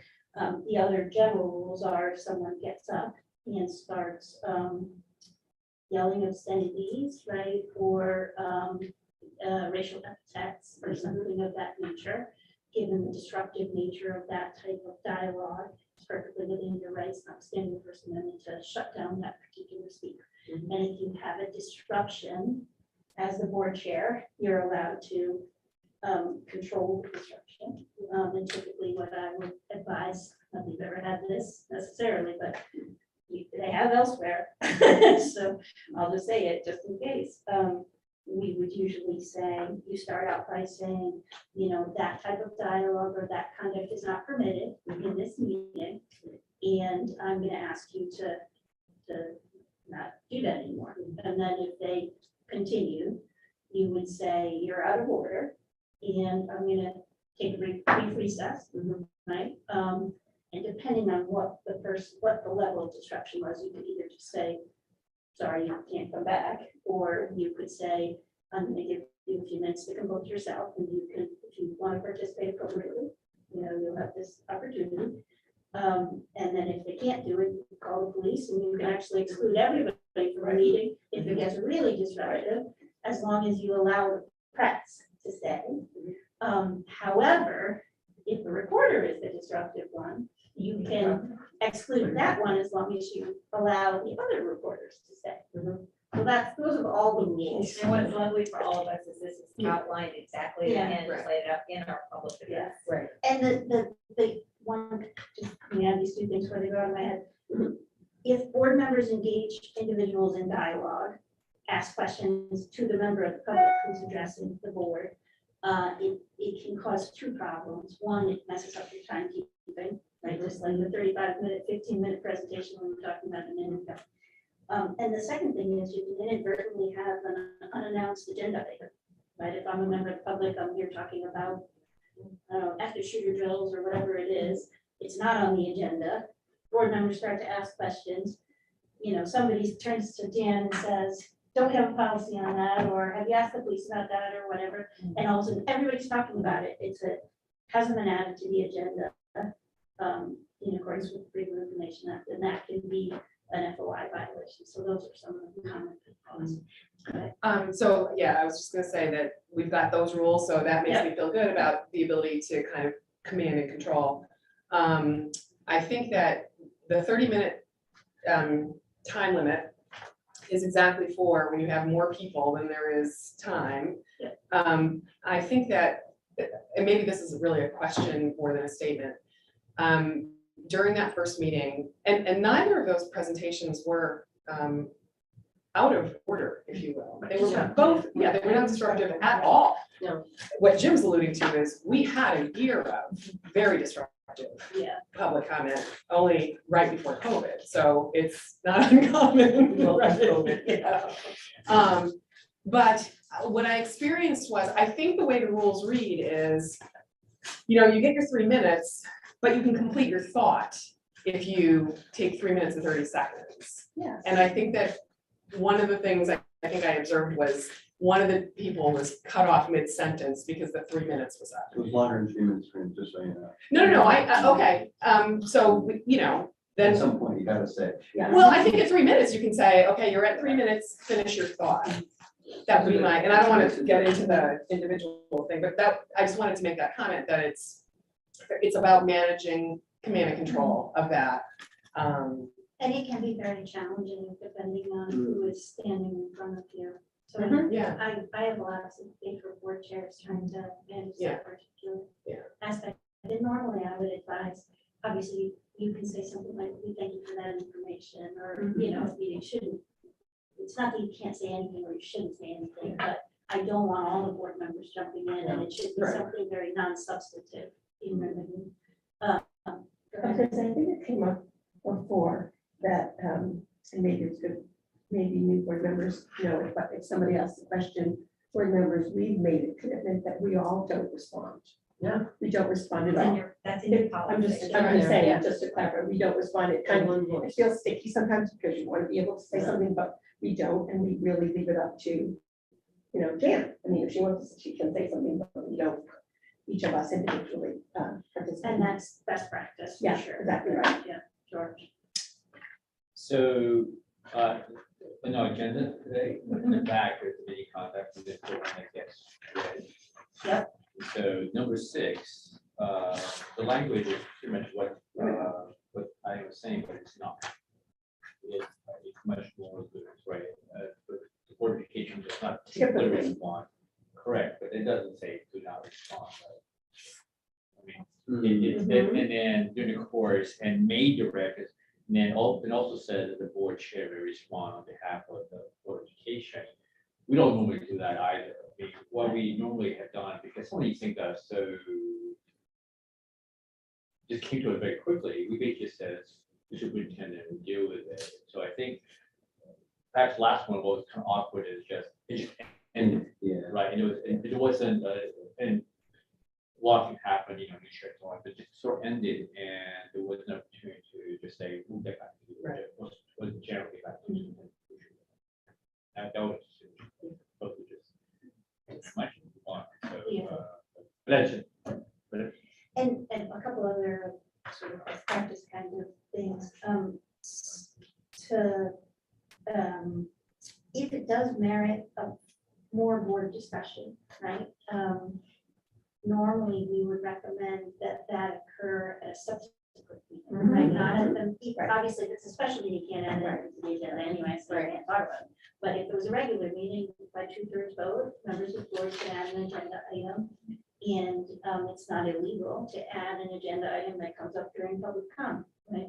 The problem with adding it that night, unless it's some urgent matter, is that the administration hasn't had a chance to prepare the data or to answer questions or ask questions of different people, you know what I mean? They're totally on the spot, it's just rough. So try not to do that. Steve, go ahead. I'll fall on the sword a little bit, because Yeah. in one of those recent ones, it was an issue where I did try and present an agenda item, add it that night Yeah. to discuss it in this, at the regular meeting, Yeah. the 2/3. And I think my thought process at the time, and part where I struggle with the public comment is that we didn't respond back that we will discuss this, or that it will be looked into, and I feel very like we're not doing our job if we don't even acknowledge. So my idea was, well, let's just talk about it real quick. Does anybody have any questions that we could present to, not that we were gonna get answers that night, but I like asking questions in front of the group because, like you said earlier, Alan, I may say something that triggers a question that you now have.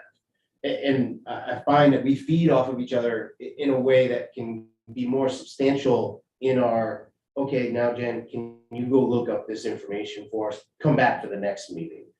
So I will be better about not doing that. Yeah. Because I know as a board, you know, that's not what we like, but, But you know, it's tough. I think, I would like to see us at least when we have somebody come in and talk, somebody from up there say, we hear you, we acknowledge you, and we will do whatever course of action, you know, do some course of action, just make them feel like we're hearing them and not just a group of people that they're going and talking to and there's no response.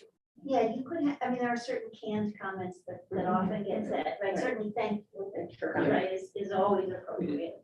Our process is that we look first to the administration for resolution of issues.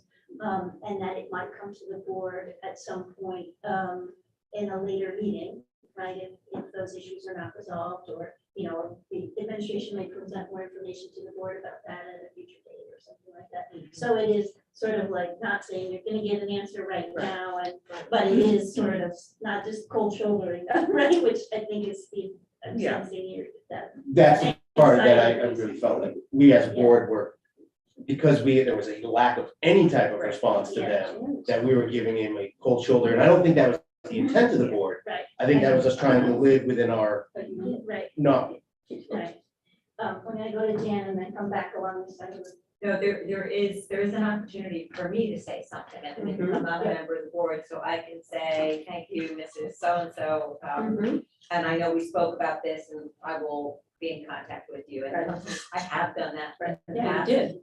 I did, Yeah. okay, good, I'm glad I did. So I try to do that because I know there's a little bit more leeway for me to do that, because I'm in charge of operations. So I will do that too, to help out the situation, but I do think a canned response that's available to the board chair would be helpful. Thank you very much for being here, and you know, typically with that gets turned over to the administration, he can turn and look at me, the person will get it, you know, I'm gonna get a phone call from the superintendent. Right, it's not our process to respond directly to Right, issues that's that come up right. in public comment we as the review. board, we Right. refer to you and we'll coordinate further activities with the administration. or Yep. something like that, we're fine. Leanne and then Karina and then Beth. I totally agree with not responding to the public that way, because we don't want to look, we're vulnerable. Yes, you are. And we're here as one voice, so therefore we have to make sure that our communication is done not in front of the public, so we make sure we're all on the same page. Because going back to effectiveness, if we look like there's dissension within the ranks here, that isn't, you know, that's why I'm saying, you know, Robert's rules, we don't ever want to look like we're weak. We're here to be the voice for them, but to not be blindsided by a comment, and someone might say something and we're saying, wait a second, I don't agree with that. So I think once again, being prepared and doing it appropriately is what's important. Although certainly when it comes to a board discussion. Right. Legit during the agenda item. Then you can- might disagree. Exactly, That's fine. and there's nothing wrong with that, but if we don't know the topic or whatever ahead of time, no one wants to give their opinion. Yeah, and you can't, right, and you might totally change your mind after you listen to whatever information is relevant that the Right. administration can provide, or that further research might be given. Yes, I think a canned response is both polite and saves us from making a commitment, because neither of those topics that were brought before the board had anything to do with the agenda that evening. Right. And so it may not be something that we want to consider. We can listen to it. And in my opinion, I felt that the topic of the magnet school playing sports was rushed through. And it surprised me because in 2018, 5 members of this present board voted exactly opposite the way it went this time. And so 2018, so it wasn't implemented until 2019. 2019 got cut short because it was COVID year in 2020. And this is really the first full year of sports again. And 4 out of 5 of the people that voted no last time voted yes this time. And last time it was over 2 meetings. And it was brought as part of an agenda item. This wasn't an agenda item. it all of a sudden became one at the very next meeting. It just really surprised me the way the whole thing went down. And so that's a lot of things to share. It has to do with meeting effectiveness for me and efficiency and wondering like, wow, how could in the space of not having any metrics from, well, how did this go for us? You know, completely flipping the vote. So that is just all me kind of rambling on to say, standard response, to say thank you very much. We'll take it under consideration. We'll refer some of that to the administration, and then Jan can choose to say something if she wants to. They've been acknowledged. We didn't say anything because, as everybody said, we don't. We can't respond individually. It comes through the chair, and it may not be something that the board wants to go after. And I felt like those kind of came out of nowhere.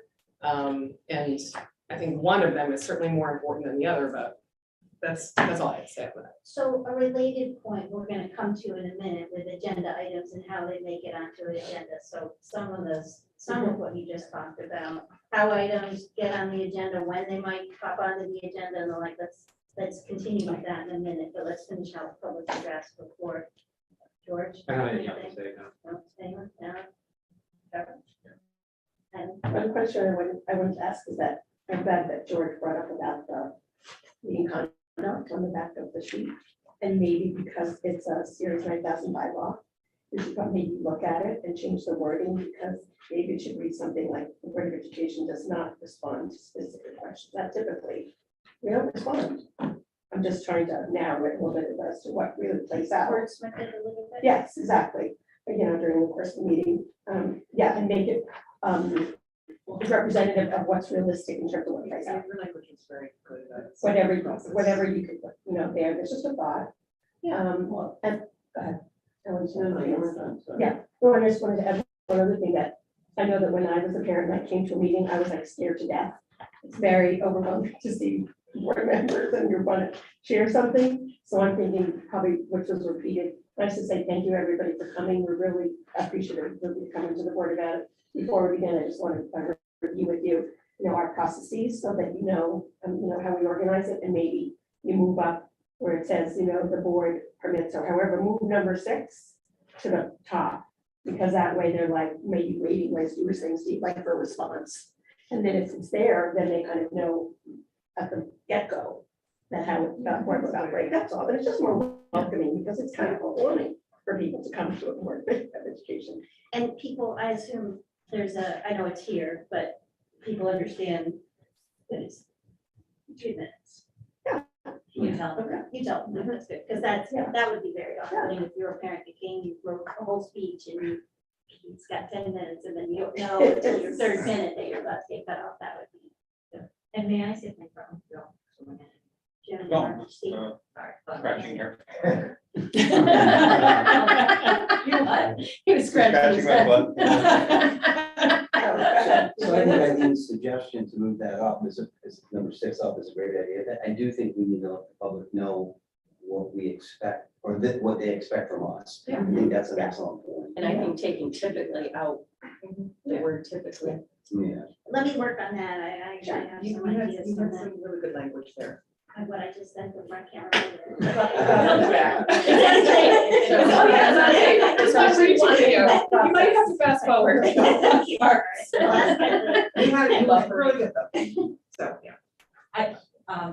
I just wanted to take this moment to remind board members, and you've been very good about this. I know it's very tempting when you're in Stop and Shop to have someone come to you and say, I've got this problem. It's very tempting to start problem solving with them, but it's not helpful. Right. So please say, that is an issue you should probably be bringing, whatever the lowest level is, Exactly, to the yes. classroom teacher, to the building administrator, to Kathy Bai, Amity Goss. Or if they've kind of gone through those channels and they're frustrated, say, you really should be calling the superintendent. So, and then if they're dissatisfied with me, they know they have this as an option to approach you and say, I have done all of these things and have gotten nowhere. Right. Which one of those two, was, that gentleman, did he say, like, I've been talking to Jan about this? I don't think so. The Oh, okay. conversation is still ongoing. Oh, okay, right, so Yeah. Although what's interesting about that is, so let's say it's a specific, I don't want to talk about a specific, Right. but also I'll use a hypothetical. I don't know, actually, you even know what your initial, what your actual situation was, so that makes it easier. If it is a specific student issue, right?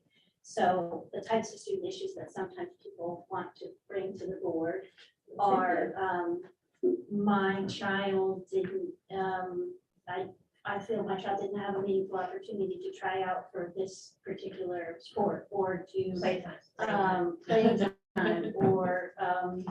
Whatever. you know, my child wanted to start a curling league, right? But the board, you know, the administration said, we're not curling here, or whatever it is. I used to sports examples, which probably isn't, but I got B+, right? So it could be any number of things. If that issue came to you directly, and then the superintendent picked up the phone and said, what's your legal advice about how to address this? Or the board chair picked up the phone and said, should we have a hearing about curling, you know, in Littlefields wanting to start a curling league, or in Littlefield C+ in civics or whatever it is? I would say absolutely not. You should not have a board meeting without that, where you talk about that specifically. However, it would be appropriate for the board as a whole to talk broadly about sports opportunities, right? And funding for those and encouraging it, how, you know, curling, any sport goes from being, you know, an interest of a student to a club sport to a, you know what I mean? Those broad policy decisions are clearly appropriate topics for the board, but you shouldn't have individual hearings about individual kid things. Because if you do it for one parent, you have to do it for everybody. And that isn't your highest and best use. And besides which, you're never gonna be able to help everyone. And that's very operational, you know, Yeah. that really does come to me, and then I might come to you and say, we have, you know, 50 kids who want to do this. We would like to do this, and so let's, and then I would bring it to you. So for budgetary purposes. Anything else on public address curling? I just made that up because I like watching it. And anything else on this one?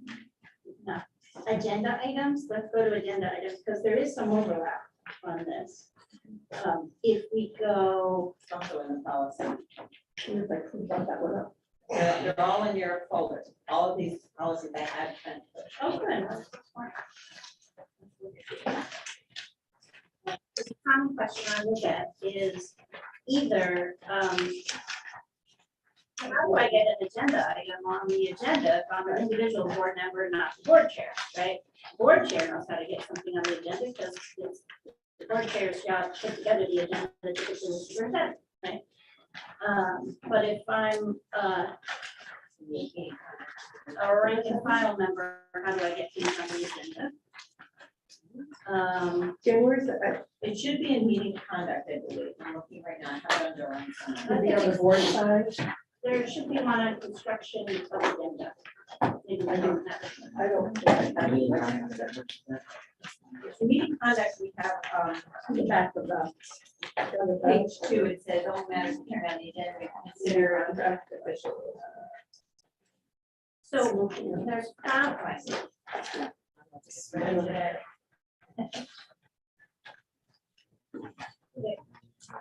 I don't see it. there's probably construction of agenda. It's under section 2.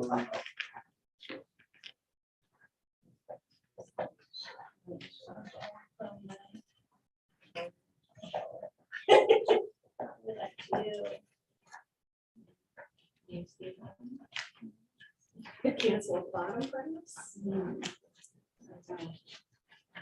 I was trying to, not the blue one, the other one. No?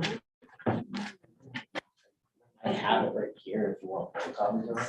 You know, And one, yeah, we can do that. I have my own. Jeff. Oh, we have to do that, but I know I read it. I'll take it, and make copies. You know, how nice. How did I get that to me then? Yeah.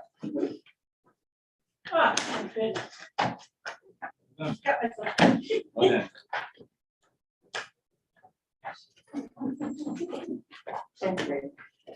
It's perfect. Maybe take a break. Why not? Trevor? Make it Absolutely. Go ahead and take a recess.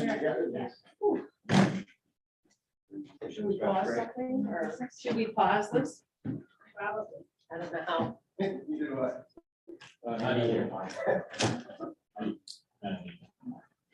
We need to elect the electronics officer or something. to run all the equipment. And nominate Alan, Where's the button? the big red one. Jim's on the agenda.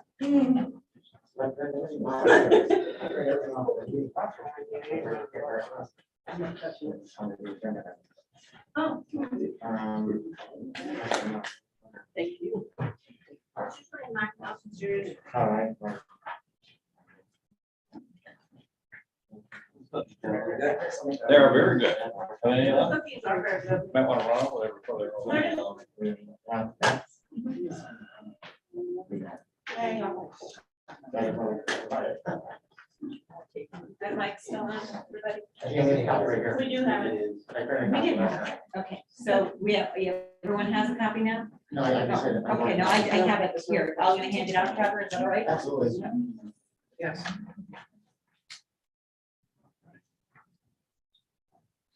I just didn't tell you that it's chocolate chip and it's oatmeal raisin. What a weird sensation. Oh, you expect one thing and it's totally the other one, and that's a totally different flavor sensation.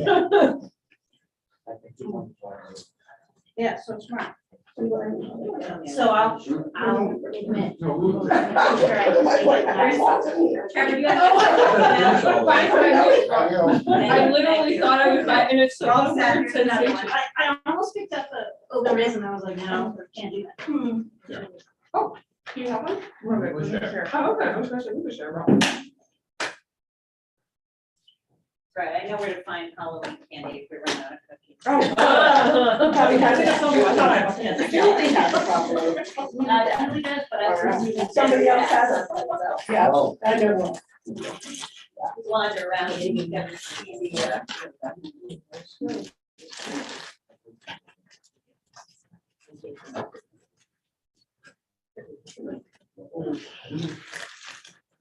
So good that chocolate cookie was actually. I know. Where's this meal from? Where are the cookies from? Didn't see. From, Oh, Maria, thanks for worrying. Oh, yeah, Okay, good. She makes it up. yeah. It was I like figured that chips out. and chips. Actually, that's what it is. Savory and sweet.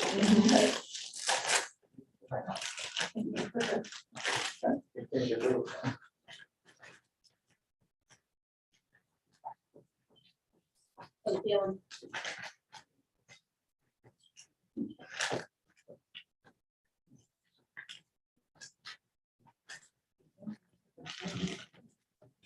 We'd like to ask for a change for this policy. Yeah, okay, good, last time. Yeah. So the change that I'm looking for is actually a tiny change. Are we back in? We never left. Oh, we never left, okay. So, yeah. I thought Hopefully people didn't realize that uh, mic one at a time. All right. So now you're looking at construction and posting of agenda in the context of this agenda items. Does anybody have any problem if Jan leads out on this? I just have one change that I'd like to request, and that is for the benefit of trying to post the agenda. It says currently under Roman numeral 1B that a request to have something added to the agenda can be made 72 hours in advance. Remember, we post on Friday or Monday, and so 72 hours in advance counts the weekend. Could we make that blank business days in advance? Whatever the board wants, just so Yeah. he doesn't end up posting, having to take it down and repost. Yeah, great. That So would we'll be say great. 72 business. Whatever makes sense to the board, whatever you think you can achieve without, So So he posts on the Thursday before the meeting, right? Is that correct? Yeah, it's posted on a Friday, every once in a while it's later than that, but And so he it's would- Friday. And so this is saying that after we see that agenda, we can post something or in advance of that being posted. It would be great if we could do it in advance, so that he doesn't have to post, take it down. Right, and repost. Yeah, yeah. So would it be within So 4 or 5 business days. It'd be great if it be the Wednesday before. Yeah. Because then that gives Trevor a chance to either look at it himself or to run it by the executive board, ask Trent to put it on the agenda and off it goes. That would be great. Perfect. Sort of change it from hours to days. Yeah, that's, yeah, Business days, please. business days. So you're gonna put that through the policy committee? Yeah. Okay. I think 4, they said. Wednesday. And then have to get things get on. We'll just run the training. Well, it's posted on Friday, You stretching? No, I actually put my arm up. Go Steve then, yeah. No, I just, since we're in B, and I kind of, B and C, I have questions on a little bit. Because B to me is a little vague where it says, any person may ask for something to be added to the agenda. But it doesn't say in that section that it will be added to the agenda, but it also doesn't provide any language that it won't be added to the agenda. And then C says that if 3 people request that it will be, or there'll be a vote or a special meeting. So I guess that's where I'm looking for some clarification on that. Having made an agenda request in the past that was denied, but confused on how that denial was provided. But I can talk about the laws underlying the policy and that may, as well as the reading of it. It's not gonna answer your question, of course, about why a particular item wasn't. Well, not why, but but the context of how that was. So, you're correct in your reading, in that, it is a request, right? From a board member to the chair or to the superintendent, and that request may or may not be honored, right? So in other words, it's a discretionary act as to whether, the item will get added, right? And if you look at the subsection A there, right? The agenda is prepared by the superintendent in cooperation with the chairperson of the board. So basically, the let's, just to give an example, Ann Littlefield, board member, says, I would like you to add curling to the agenda, right? And I get, say you add 4 business days, I get it in a timely way, right? And it's obviously about board business, right? Because if I said I want to add the town dump hours, I would just get a no. Right, but I'm gonna say curling at the high school, so that's a yes, in terms of it's within the purview of the school district. It goes to the chair and the superintendent, and the chair and the superintendent say, this may be a good item for some point in the future, but this is like June and curling season would be whatever, right? So it's not the right time for it, and they have 20 other things on the agenda, so it's not gonna happen right now, right? And they decide not to put it on the agenda. That is that action would be consistent with the bylaw, because it's a discretionary piece. However, in C, as you correctly pointed out, if you have 3 board members that request in writing that an additional agenda item be placed on the board agenda, it's mandatory. And it either has to be placed on the agenda or a special meeting of the board has to be scheduled within 14 days of the written request.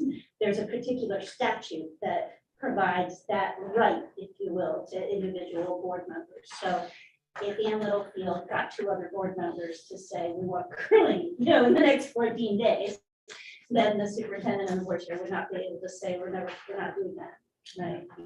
We're not putting it on the agenda. Go ahead, Steve. So my gut reaction to that, my concern is I bring something that I feel should be discussed in front of the group, in front of the cameras as a whole, because it's an item that the public should be discussed. Right. And I'm not saying it's you two, but say you two decide that that's not something you feel like discussing at this time. If I'm still passionate about it and to get it on, I now have to, in my opinion, hold my own private court with other members to try and get them on board.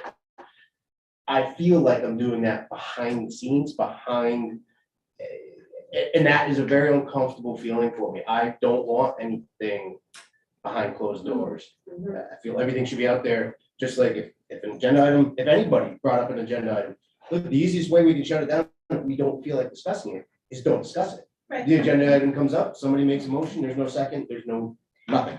and it's done. But at least we didn't hide anything, we didn't alienate any members of this board. So there's two thoughts I have for you about that. One, you're totally correct. The other way you can get something on the agenda is make a motion at a regular board meeting, right? Because if something passes by a 2/3 vote, it'll get added, right? Then you need more than 2 other people. You need 6 or. Try that. That's right, right. It's done in public. But the other thing I would just observe is that we don't do reply all to board emails, right? Because we're worried about having an illegal meeting. So that's the best practice. However, if you or Jan or Trevor sent out an email and said, and the email read as follows, we're considering holding a board meeting to discuss the following agenda items, curling and whatever else, right? And available dates are the next, these 4 dates in the next month, right? Please give me your input on whether you're able to attend that, any of those dates, right? If all the board members responded and said, I'm available on those 2 dates, but not those 2 dates, and then said, can we also add this agenda item, whatever it is, library books, I don't know, whatever it is, that's not an illegal meeting, because you're talking about adding something to an agenda at which the public will be invited and will be present to hear the discussion. So said another way, if you had an all play email that was just, can we have an agenda item about X? That's not illegal, even if everybody responds to it. If everybody responds to it and says, I can be there on the 12th, but I know what your library book issue is, and I'm never voting for that. That's an illegal, that's like illegal. So you don't have, in other words, you don't have to be in hiding about it, right? You could actually send out an email to the whole board saying, does anybody else want to talk about curling? I'd like to put that on the next agenda, and if you got 2 people that were like-minded, then we'd either have to have a special meeting or it would be on the next agenda. So, just so I can be clear on that. Yeah, If a group email is sent out saying, I would like this on the agenda, and 2 more people reply to the affirmative in any way, then that is considered 3 people giving notice, in writing that they want to have. an even if it's agenda. just a simple yes, and then As long as it's clear that they're saying yes. So if it was, yes, I can make it on the 12th, and it wasn't clear they wanted to talk about it. then, we you don't know, have dates. yes. The dates are already set for our meetings. Yeah, although sometimes an email can go out about special meetings, so that was why I was suggesting the dates. Let's go round robin and see, because I see a lot of quizzical faces. I just add one thing? Sure. I think the reason why the one person asking for somebody to put on the agenda is called out specifically is I have seen some of my colleagues dealing with a particular Board of Education member who's just another form of filibuster. Has an agenda item, has an agenda item, has an agenda every week. And that is, again, that ruins the efficiency and the effectiveness. So I imagine that's probably what That's that's about. definitely true. It's Yeah. about effectiveness. And I was just gonna say that I would propose, instead of taking that avenue which you've described, I think the preferred method would be to reach out to Trevor and say, hey, this is something that's on my mind, and I'd like you to consider adding to an agenda item. And Trevor and Jan can talk about it and see, you know, number one, what does this urgency seem like? Can we fit it on the next agenda? Is it something that we wanna address? And maybe we'll table for a while. And then they'll, you know, they'll respond to you in whatever way they'll respond. Maybe that, oh, great idea, we'll put it on the next one, or, you know what, it's a good idea. We, you know, our next 4 agendas are filled, maybe we'll get to it, or it's not something we want. I just say that for, I guess, protocol, that rather than saying, hey, you guys, I want to discuss this and do the urgency of in the next 14 days, I want this meeting, and 2 people join on, I would suggest first reaching out to Trevor and following B. I 100% agree with Yes. that. And so I certainly appreciate that, that would be the best practice for sure. Although Steve's question was, he reached out to try to get it on the agenda. And it wasn't Couldn't get Trevor, it. for the record, it was not Trevor. Right. So I was I've had a saying great it's working Trevor. relationship with Trevor and a Yeah, great yeah. working relationship with Jan. Yeah. Because something's important to us, it may not fit in the scheme of things. And I think, Right, and it's true, what Jan says is true, in other communities, there's some, people weaponize it. people weaponize Yeah, it, right? absolutely. Or there's sometimes just very narrow special interests. About like, I honestly, true story, we had one community where a particular board member was really exercised about shrubbery. Like the groundskeeping A class on shrubbery? at the elementary school was really, it was a true thing, right? It was very sad, but it wasn't really, it wasn't gonna be a whole meeting, agenda item at the Board of Ed, so sometimes there's just narrow interests as well. I mean, that back to Steve, because I know he wants to say I something. don't know if we ever as a board, or individual board members have ever had an opportunity to write down things that they would be interested in coming on an agenda. I've been on for a while, and that might be helpful, just to have people say, whatever. I remember Joanne was like, I want to talk about bullying, whatever it was, but it might be on the list, and there might be something that everybody would be interested in. But sometimes people decide not knowing what to put on or how to put it on, just gives them opportunity to think about something that they might like to know about. I think That's it's all. great that you all can do that. Yeah, right. It allows for that. Bylaw says, Yeah. this is exactly how you can do that. Right? And it's very nice that there's that opportunity for, it's equal opportunity. So, any other thoughts about Jim? See, I don't know, was Steve? No, but I he don't said have he my didn't hand. have anything Okay, I else, just right? wanted to play Steve's advocate here for Yeah. a second. Because there's some boards, not this board, of course, but let's say Trevor really hated curling and Jan really hated curling, and every time Steve brought up curling, Yeah. they said no way. So I guess what Steve's argument maybe is that the policy doesn't really address, how does someone address that without, going behind their back and trying to. And I'll add on to this, he does, just because the board may not feel that it's important, or the chair may not feel that it's important, doesn't mean that I don't feel that it's important. It's not and as you said, I could weaponize it. Yep. So can the chair. Absolutely, that's. And so I guess in the instance that I had, I felt there was no checks and balance. It was a stalemate, and it was an ugly stalemate in a conversation. And I don't That's where think, AC comes in, and I wouldn't see it as going behind anybody's back, it's you reaching out for support, to say, hey, you guys, there's something I'm concerned about, and I'd like to have it on an agenda, and I haven't been successful in being heard. What do you guys, that's where, exactly what Ian described, Yeah.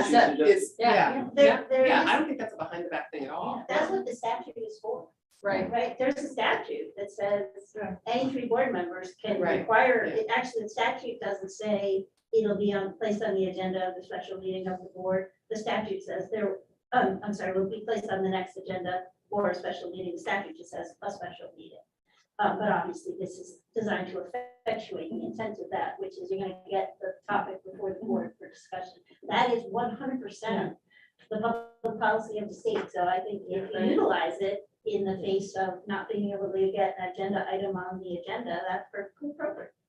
I have a question. Yeah. I would imagine that the point is that we're not supposed to be arbitrary in our decision about what goes on. Mhm. We're supposed to say, does this match, does this meet the standard of an appropriate item for a Board of Ed discussion? And we have a number of policies that talk about what is an appropriate topic. Policy and budget and my performance and, and that if we don't uphold that standard, I would expect that you would all say, well, I think you need this. Yeah. Right, that's Right. absolutely. That's an right. excellent point. You have a duty in your Right. role as superintendent and in the board chair's role to try to appropriately construct these agendas so as to meet the needs of the community and align with the powers and responsibilities of the Board of Ed. But obviously, even in the example I gave, I wasn't saying that agenda item was never gonna get on there, but if you had 12 things that were gonna take precedence over it, you might decide not to put it on this specific. So, And what might come to the board in your example might not be curling itself unless we're doing. a Probably won't. It could be the money for curling, or Right, it could right. be, hiring Yeah. someone for curling. Right, could be any number of things. No, Karen, George?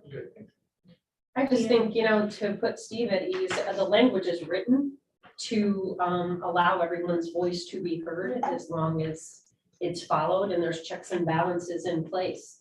So, I don't look at it as feeling like, or any of us feeling like if we do talk to two other board members or whatever, if we have an opinion, it's something that eventually will be heard at the appropriate time. Okay. I was just Final thoughts gonna, on yeah, that? I know, I was gonna Yes. say, interesting to review this, and I think in all my time here, we've never had that ever happened, that, 3 board members came together and put something on an agenda because they felt like they weren't being heard. Just, at that, I think there's some care that you need to take in the well-being of a board and superintendent. The only thing I'll add to the, as a suggestion about this issue, should it arise at some point in the future, is that individual board members who are seeking to add something to the agenda, obviously, as Karina noted, we work with both the board chair and the superintendent to say, can we put this on the agenda? And then what I assume would happen is a dialogue would occur, which hopefully wouldn't result in stalemate, but maybe it would. But the dialogue would include reason why the board chair and the superintendent had made a determination not to put it on the agenda. So if, as I said before, it was, it's just not the right time because I got these other things, or if it's saying, this isn't really something that the board can decide. Like if it was, we want to pay the teachers higher stipends for whatever, right? You can't, because it's a collective bargaining thing, so it might be something that the board has no power to effectuate a change, and that would be an appropriate reason for it not to be on the agenda, as long as that dialogue about what's happening is encouraged. Presumably, that would result in a greater understanding of why something was or was not on the agenda, which might help the individual board member, understand the reasons why or the like. I just would encourage that rather than not as just a simple, sorry, not happening. Wasn't even sorry. Well, sorry, yeah, okay. I'm sorry about that, Steve. Okay, the next one is committee liaison assignments. There's, I think, something in the packet which has those assignments. There's some changes here too that have to be made, because,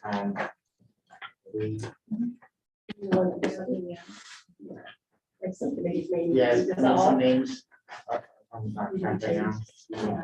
And we had asked that everyone kind of take a look and see what you're interested in, so that we could maybe put this list together this evening. And have it in place for the year. We know that the chair is always the ex officio of any committee. So let's, excuse me, let's start with, budget and fiscal planning. George, you're the chair, George. I'll stay on the, excuse me, I'll stay on the committee, but I do not need to be this year. So I'm gonna share this.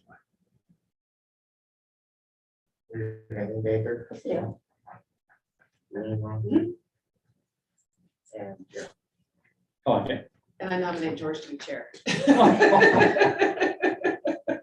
you. He does an excellent job. Such support. Get you out of it, right? I'll get you back. So Should be all copy and paste from. Like Only He said this you year. do need to be chair. I understand, my bad. So there's no changes, right? Changes on that? No. Okay. That's, And we do have to keep these below a quorum. We can't have 5. 3 or 4. Policy, Eileen Baker, you're the chair. You want to stay on? Yeah. Karen, you're also on policy. Jim. And Ellen. Okay. Anyone's interested in stepping up, or we have other people to add on to. Okay, now personnel Karen, you're the chair. This is probably the easiest committee to be on. There's really, unless, Easy till it's not. well, it's not, it's easy for everybody else. It's not easy for me, however, as the Yeah. chair, so somebody else can certainly step up there. I think Leanne is got hand up. Well, I'll say that Jim Anderson is no longer on this committee. Right, I deferred to Leanne. Yes, so Leanne actually, And I would love to be the yes, chair. so Leanne will be the, on the committee.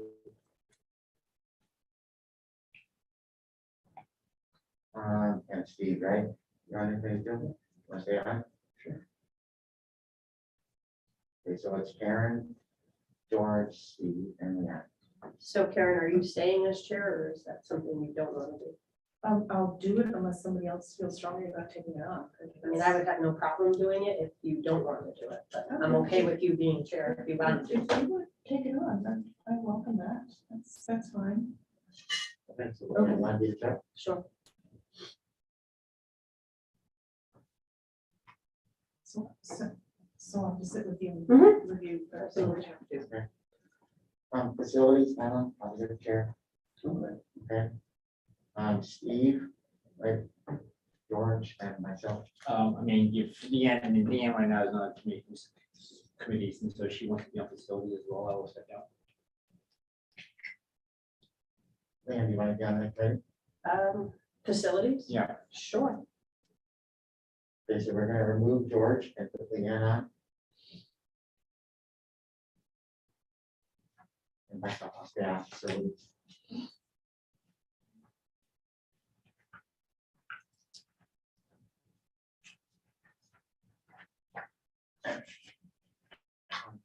Ad hoc committees on page 2. We have three people, we have Amy Baker, Karen Broder, who's the chair, and George. Is that meeting currently or is it? No. So, yeah. No, it's Every- every 5 years. Right, yeah, you guys Yeah. just finished. Right, your work, yeah. No change there? In 4 years, I might be interested in joining. I got reelected to the board first, so. Now, the Field Lights Committee, is that, this big committee? Is that all done? It is done, I think, because, It is. yeah. Yeah, I mean, I think you leave it here simply because we still have Monument Way to complete Sure, and all of that, yeah. As is. Okay, demographics and enrollment. Taylor's in 1 year, We haven't really been meeting. George and Alan. I'd like to be added.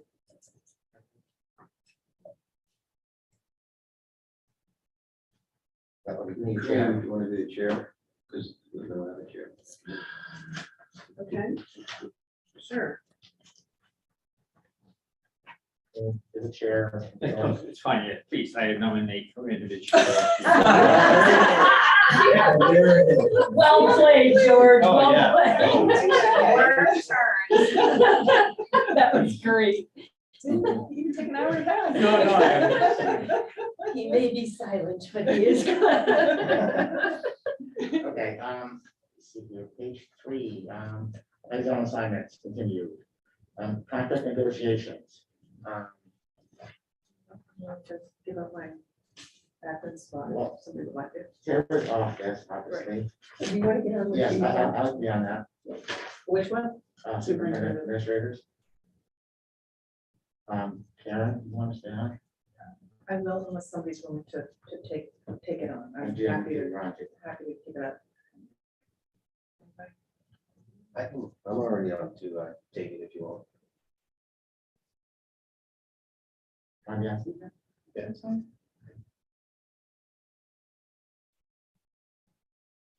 Okay, custodians. Karen and Jim. Okay. Nurses, Ellen, Steve, and myself.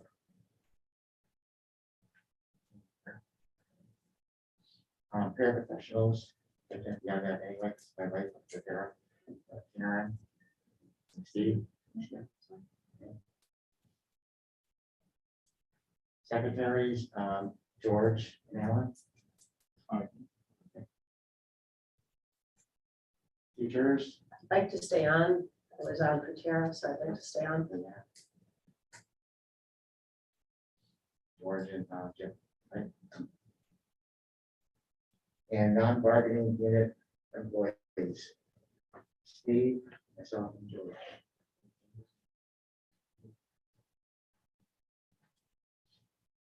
Okay, special committees, district calendar committee.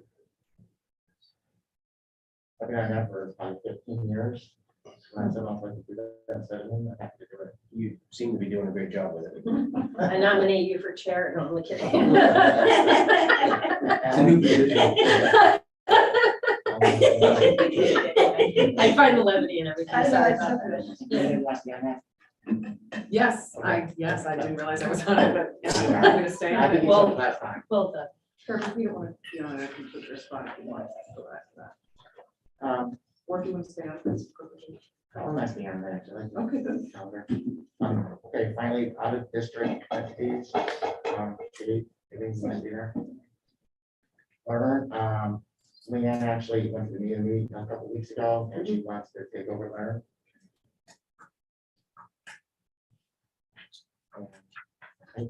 Yes. Yeah. Yes. Can we go ahead? When we go for. When is that coming up? Next year they do the prep work. Right. Wow. That's huge. One enough for that. Big commitment. As a liaison, yes, we'll meet everybody when they actually, do the presentation. We'll meet as many of you as possible for that day. Leanne, right? What? Is anybody else, does anybody? I'd like to. Sure. Did you see one? It's fine. They're doing it right. Let me ask.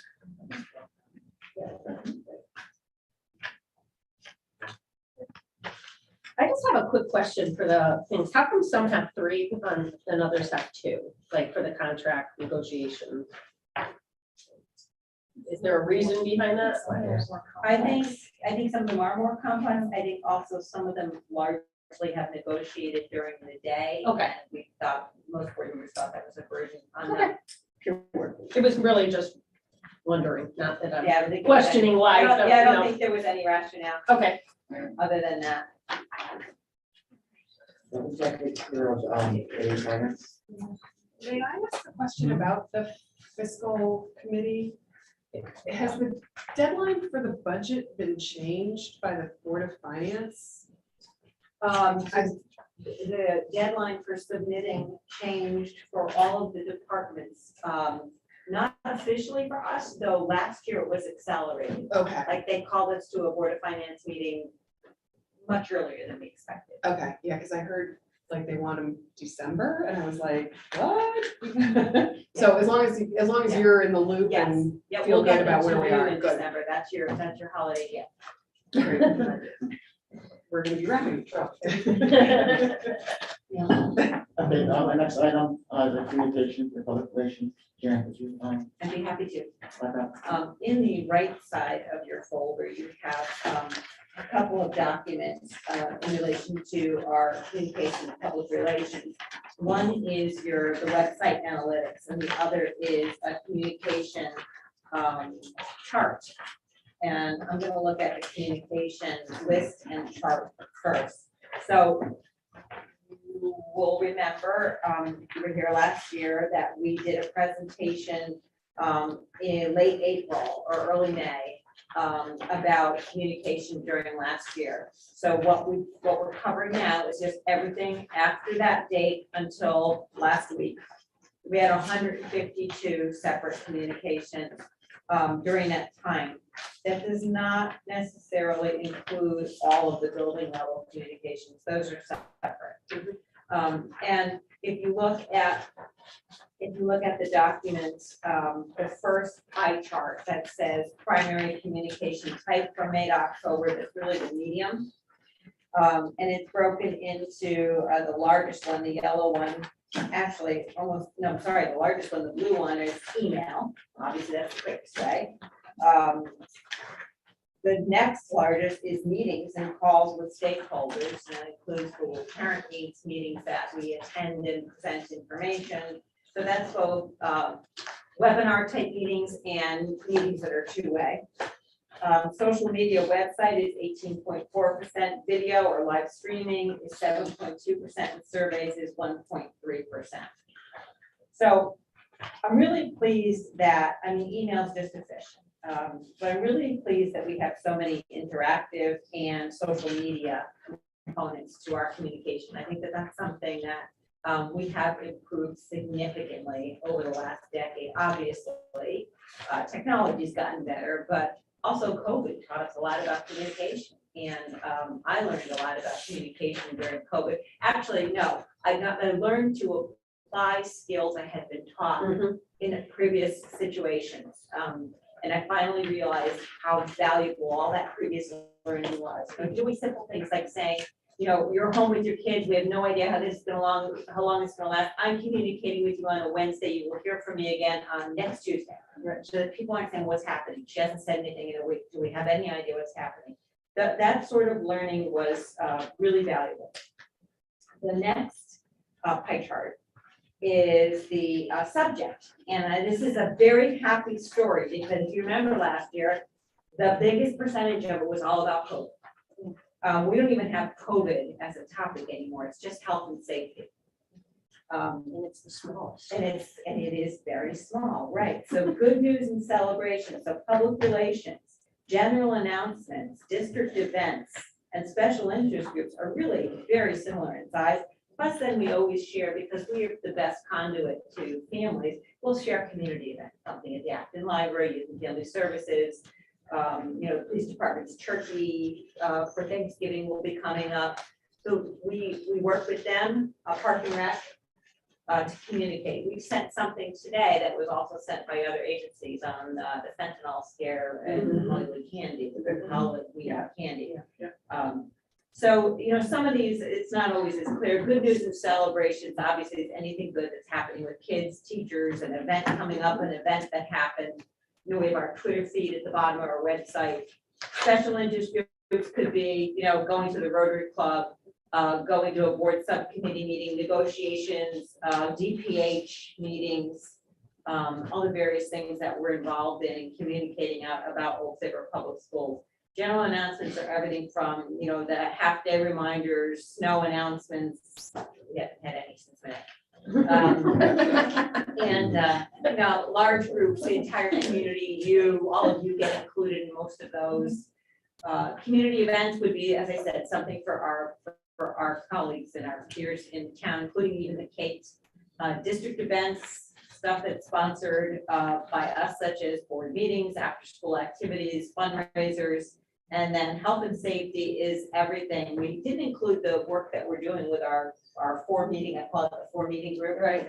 I'm so impressed that we're gonna do that 4 meetings. But we did other things too. So some of these are COVID, some of these are, I just recently sent out a health and safety letter that was co-written by me and the chief of police about scares in our state and, you know, concerns and calming people down, let people know that we're on top of it. Does anyone have any questions about this chart? Clearly, we just won a K Communication Award too, K Communication Awards. And I would characterize my pride in this and the work that I do, that Trent does, that our buildings do, that some of our teachers do. And I would characterize it as we are really honing how to communicate and what to communicate. And I have to give some of that credit to our recent experiences and having to find pivot, you know? This is not a question, this is just a comment, so after our earlier discussion, I know I'm gonna compliment you too. I want to compliment you on the speed at which you addressed that concern on Friday. To allay fears and to also just advise. So thank you for being on top of those negative sort of issues. And I also appreciate the way when you do send an email, it's right there in the body of the email. Some of the administration from the different schools send it as a link, and then you have to work really hard to get to the information.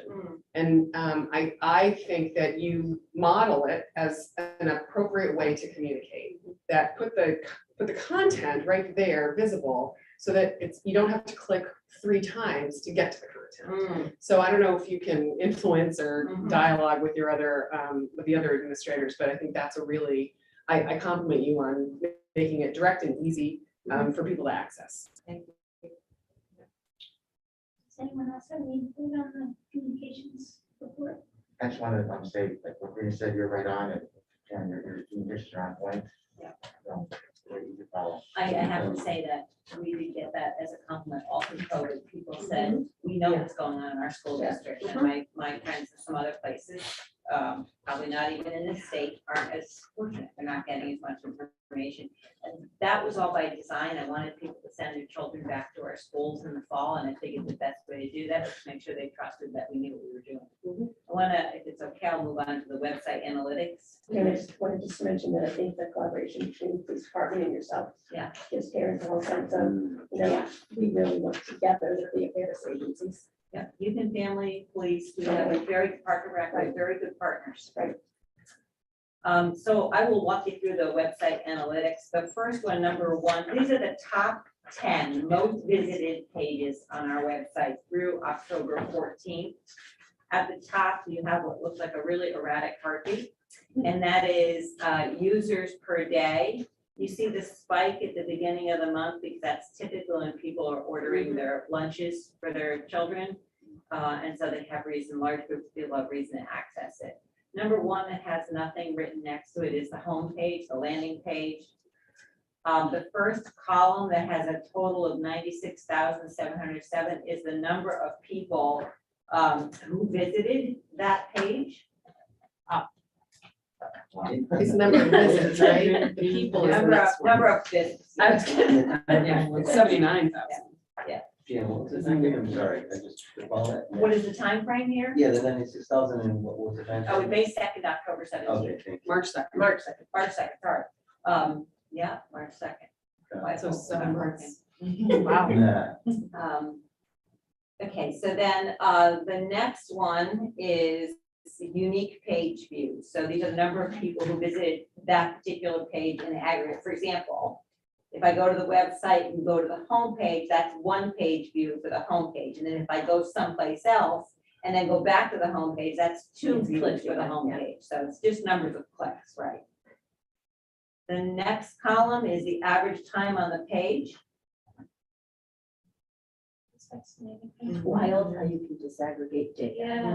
Like Big Brother's watching, we know it's Yeah. happening. That's why those ads keep showing up on your email and social That's media, right, because you know what you're interested in. That's about right. I'm actually That's reading a scary. book Scary. called That's scary, yeah. Weapons of Math Destruction. Yeah. Very, very. And it's all what we're looking at right here. Algorithms, the algorithms, yeah. The next column is entrances, the number of people who entered from that page. So they know exactly where they're going, you can't start it. So they bookmarked it and got in. Exactly. The next column is the bounce rate, and so that's people who entered on a specific page and then left right out of that page, didn't go anywhere else. Wow. The next column is exits, the percent of exit, page that people exited our website after viewing more than 1 page. So that's like a bounce rate from 1 page to another. And then we don't use page value because that's about whether or not you're making any money off of that page. Interesting. It is fascinating. It's mostly not surprising. I think what that bounce rate tells us, we have a number of people who learned how to use our website pretty efficiently. They know where they want to go. They need to get the academic calendar, what's going on with sports. They know exactly where they need to be, ordering lunches. But certainly our website is getting used. We are looking, actually, we may be proposing a change to our website yet again because we think we can improve it even more. Technology just keeps changing and you have to keep up with it. Pretty proud of that. That's amazing. And that concludes the communication report. I mean, I think it's, I mean, again, kudos to you and Trent. It's a very difficult balance to give enough information so that people are informed and not overwhelmed with the too much. Those are, because you too much, I think, you know, not enough is. Very good.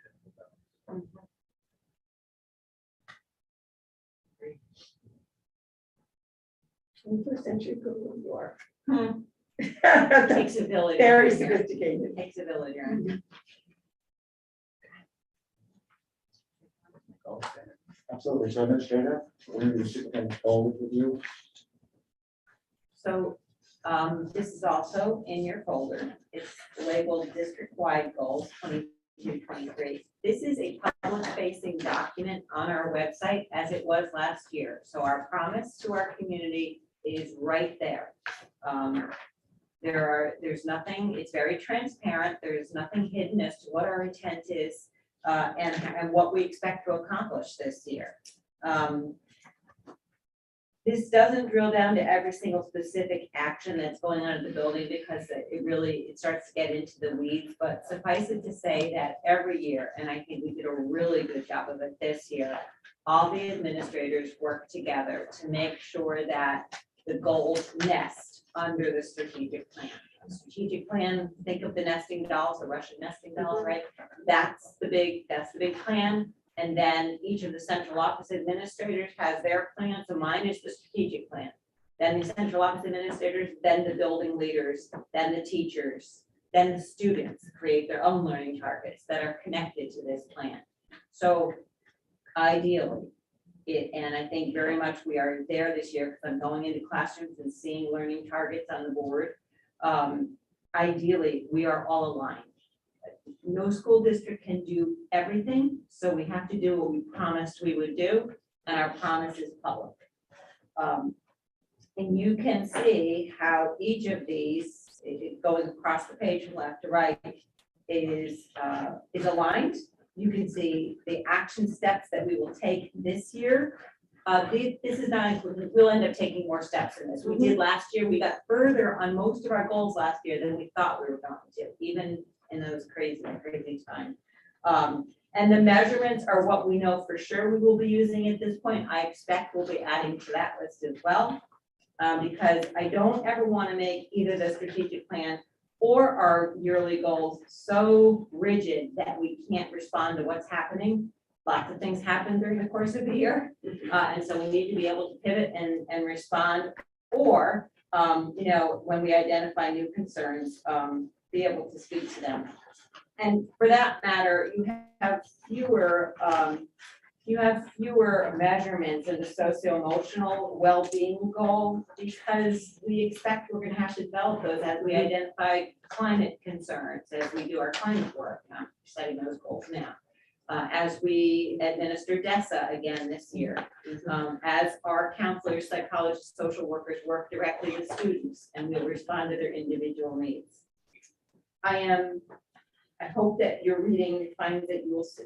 What I hope you're seeing here is alignment to our strategic plan, aligned from building to building.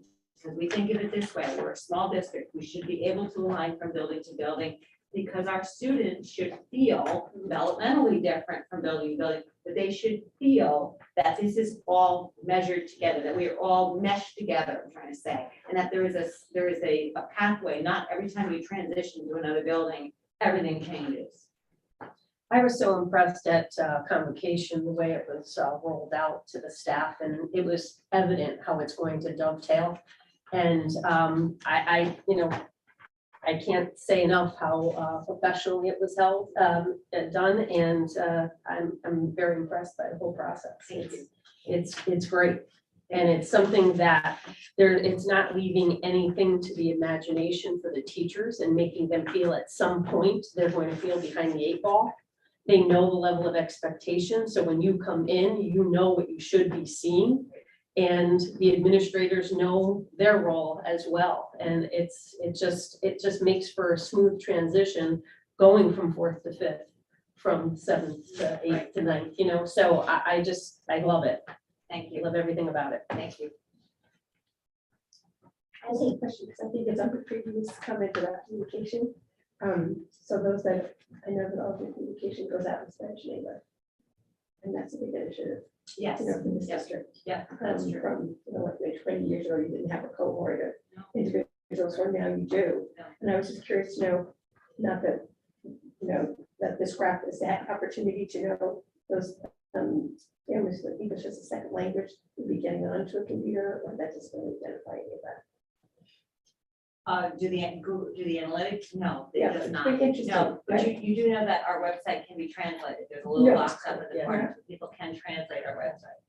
It's always literal, but I know we have Spanish teachers, That's whatever, okay, yeah, that can make it more yeah. cultural. We actually have Yeah. EL teachers who do a great job of reaching. Yeah. So how do we manage that with all the other languages of the Spanish? Well, the website can be translated, but Oh, and so, okay. and so can Google. Google, Yeah. is it great? Is it perfect? No, but at least we're communicating with them. And I was just gonna say, just on that first page, I just really appreciate the emphasis on critical 21st century skills and the, application across the discipline. And those skills are just, it's gonna save our kids. It's really something that our employers and our colleges, they want. Yeah. Um, No matter where you go after Right. high school, Yeah. That's the part of the high school that will become mastery based. That's the part that can be graded with a 1 through 4, because you either did achieve it or you didn't, and so, yeah, you have to grade on this. Also appreciate just checking out the linkages to students. Mm-hmm. Which is I think. Yeah. And also link to students. We actually did that this year, because we felt there were too many adult actions last year, which actually could have been appropriate, given it was our first year of the strategic plan. But now in the second year, it's all about student actions. Yeah. Or a lot of it is about student action. So we're doing these things to make it possible for kids to do. Empowers the learner. Yeah, turns it over to them. Which isn't every day, but it's something we strive for. Right. And yeah, and this is, so next DLT is almost completely dedicated to reviewing how we're doing on this, where everybody, and that's done together. That's not a goal meeting with me. That's a goal meeting done with the entire team. George? The first time I saw this, it took me a while to get this, but I'm getting it. And it's just it's the line, again, between the first column and the second column, right? The way the line is drawn between the PPS and Yeah. high school, it looks like a high school just versus PPS, right? Yeah, I know. When in fact, the first column is Amity and Kathy and the next three, but they're not, it's not like two go to CIA and then one way to PPS. Right. No, I know. May I ask a question? Yeah. Is there, there's no impact in that last column for the well-being. Mhm. Is there, an intent to try to fill in, I mean, I don't, Yes. okay, So that is in progress because we're still making determinations about Okay. what we're dealing with. yeah, And it will be almost individualized because Yeah. we're a small district. right, okay.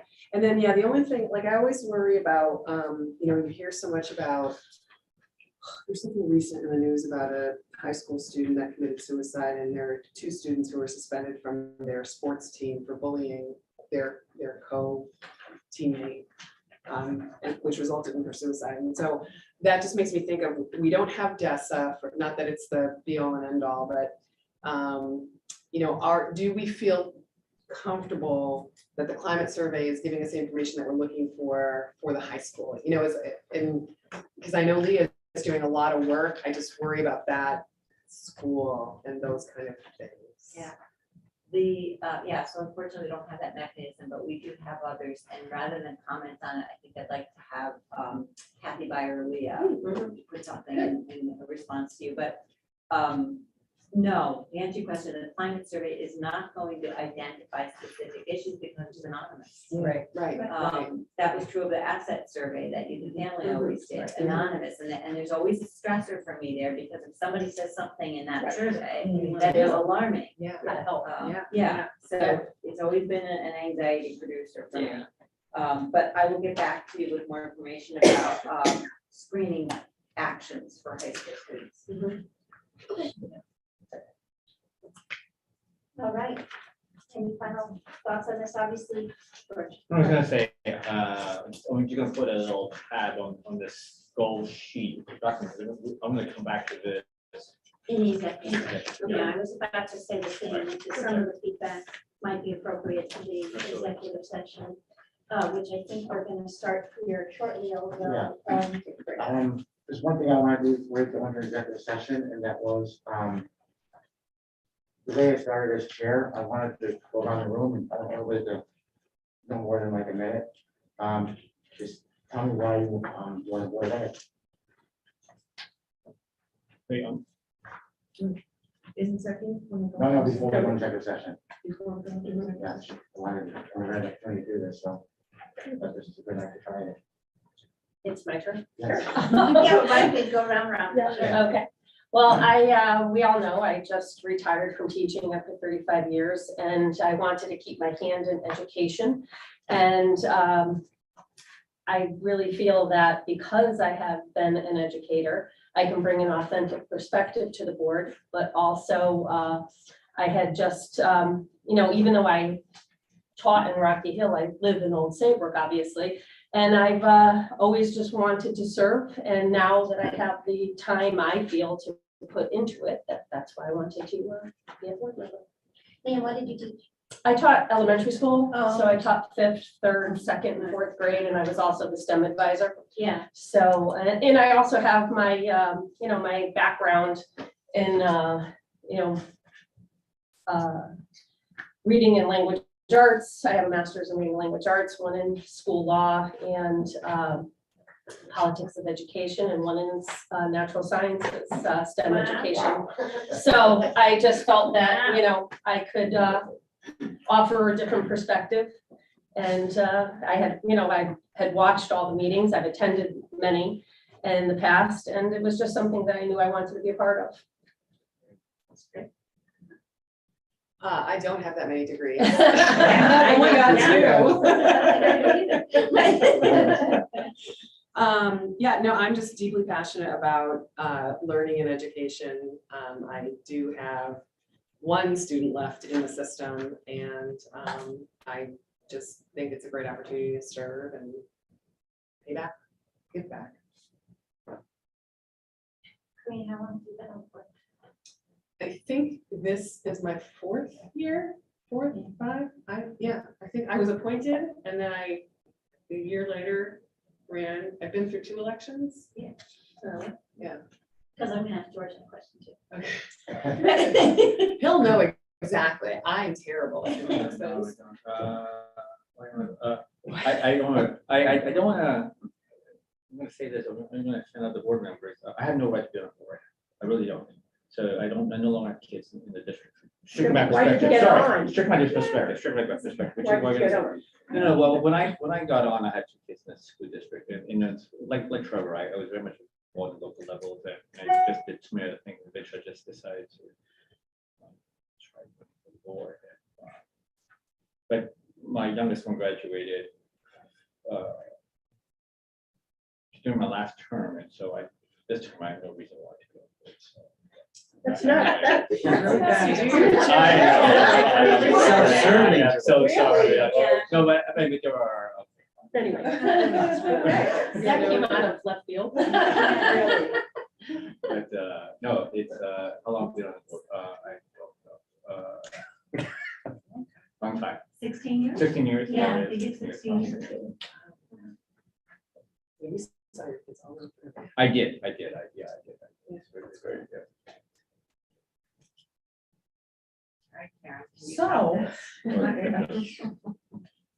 to be quite candid, the reason I initially got on board, because I wasn't looking to do this, and that another thing on my very busy plate was I had my oldest child at the time, and this was early 90s, when she's 40.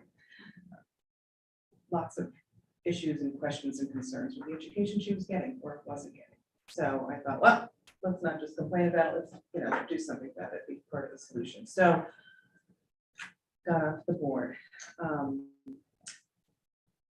I also strongly believe in giving back to this community who has supported my family so strongly through some really tough times. And it seems to be a family tradition, quite frankly, that so many of us volunteer our time to, you know. My father-in-law was very active in the board of Ed in Milan for many years. And I'm passionate about education. I don't come from an educational background professionally in business. But, you know, I love everything about learning and about, you know, I've got a lot of kids, so gave me lots of opportunities to address a variety of issues that I know affected a lot of other children, not just mine. I'm not there just because of my kids. They've all been in other schools for quite a while. So I love this job, this volunteer job. Very, very, very rewarding work. I just feel it's an important part of life. So, yeah, it's just an honor. It's an honor to be here. It is quite frankly, it's a privilege. Since my oldest is 40, it's been 29 years. You were 18 when you started? Oh, you're smooth. But honestly, it's, when I say that, it's just like, what the hell? I mean, it's gone by so fast, kind of like life itself, you know? It's like, what, really? So, yeah, it doesn't, no, it's whatever, it's, and again, it's not about, you know, my kids are gone, I do have grandchildren in the schools right now, but that's not what it's about, it's just everybody. It's things that affected my kids, I know affected other kids, and things I saw in school when I wasn't a parent affected other parents, and, you know, that's it. I have two young boys, one's in college, one just graduated, and my youngest was special needs, birth of 3 when he was 3 years old. So we got really involved in his education from right from the beginning, and we're passionate about special education in Old Saybrook. So I just wanted to get back to the community because, you know, the school's done so much for Zach, and I just, you know, just really thankful for what the schools have done for him for the years. That's why I got involved. I can't recall how many years I've been on this board, but I started kind of self-serving. My son had special needs in another school district, and I felt that he wasn't getting the education or the service that he deserved. And I got involved, and I was on the board for 6 or 7 years in that district, and then I moved to Old Saybrook after both my boys, 20 and 30 now. Went on to college, and I'm proud to say I started out as a special educator and working with my son, who many said he wasn't going to be able to go to school. He was going to, after high school, he's going to have to go to a boarding school, or he went to college. He went to Southern. He graduated with a degree, and I'm so proud of him for that. But you know, so self-serving initially, but to everyone's point, it's wonderful to be involved as a volunteer. We give a lot of ourselves to this, and I'm involved in other community things that I really enjoy doing. So it's nice to get back, and it is a privilege, as Karen said, to be part of a board of Ed. There's expectations from the community about us as board members and how we conduct ourselves and how we are effective and efficient. So I'm glad to be here, and hope to continue on the board of Ed. I started out as a special educator, by the way, special ed teacher, many years ago. This is my turn. Actually, I'm probably one of these parents that started off, and maybe my girls are now 42 and 40, which is crazy. But I got on the board of Ed because I had seen some ways of introducing voice and choice to children as young as kindergarten through the 12th grade. And it was actually part of Clinton Public Schools, where I was doing consulting as a teacher for the deaf. And I was in there and I thought, gosh, this is what I believe in. This is my training. This is kind of asking students what they think, conversations, reflections. So it's not new news. It was happening in Maine, it was happening in Vermont where I was trained, in New Hampshire. I thought, what if we do this here? But they weren't doing it here. And so at the time I thought, maybe it's an opportunity just to, get on the Board of Ed and be able to navigate and see what we're doing curriculum wise. I also was very passionate about bringing arts education to students in terms of learning styles. So I chaired the cultural arts program K through 12 and would bring in lots of different opportunities for children and staff around this area that might not be exposed to multicultural kinds of individuals. And that also, some of learning styles was a passion for me. And then as I got on the board, I realized there's so much that we could learn. So, being able to public speak to kind of know, well, when should I say something? Should I say it now? Should I say it later? And so many different chairs and so many different people and many different superintendents and their styles. And then, to be very honest, I was like, well, what kind of support? If I'm going to say something, how do I do it? And we had Kate. And so Kate, for me, as a new Board of Education member, shared some of the expertise that they had in terms of communicating with the board, communicating with the superintendent, learning over time how valuable it is for the superintendent-board relationship, how essential it is, meeting wonderful people like Anne, and Tommy and people that are really passionate, and education is part of what I do, and also working with children with special needs, but also children that and families. Schools family partnerships have always been a passion. And so that's why I always ask what are we doing for limited English proficiency? What are we doing for families that, how are we reaching them? So it's really collaborative, but it's part of me. It's an extra. People say, well, when are you going to retire? When are you going to get off that Board of Ed? But this is not necessarily for me an extra. It's just something that I totally enjoy and that I'm participating in and getting perspective. And how long? 32 years. 33.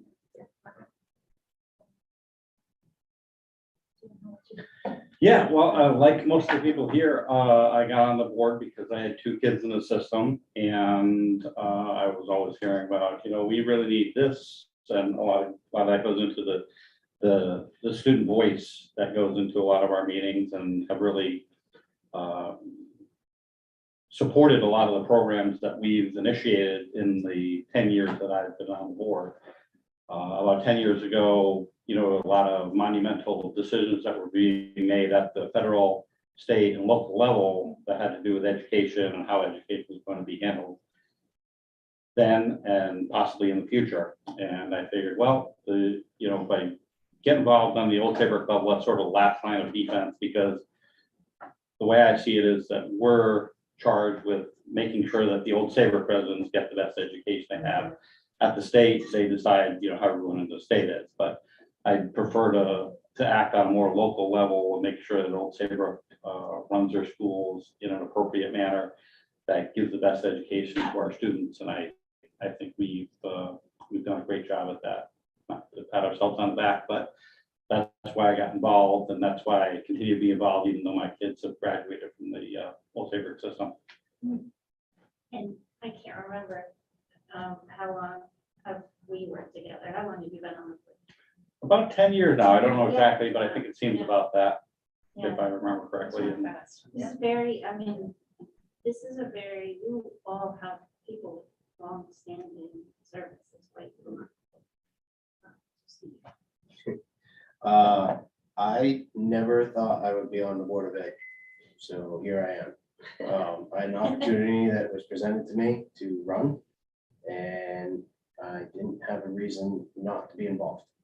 At the time, I have a son in the school. He's going to be here for a long time. He's got 9 more years to go.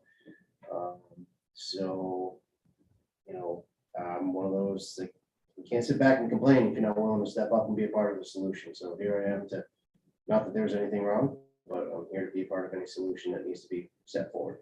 I've been here 1 year now. Thanks. Next thing we're doing is we're going to executive session, and I'm going to need a motion. With my, Can you take a break after the? Yeah, do you want to take a break? Yeah. When you have that Yeah. session? Yeah. You know what, I gotta turn these off, so I have to turn them off and turn them back on. Why don't we just- So could Oh, good. make a Yeah. motion- Yeah. Motion to Yeah. leave so I first. need a motion to invite Ms. Gill and Kathy Gill into executive session. Second. Second, Any discussion on that? Oh, make a motion to move into executive Right. session. No, sure, you did. Oh, she did, so I second it. I couldn't hear everybody. All those in favor? Right. Aye. Any opposed? I think we need to close that action, right? Do we need to close it?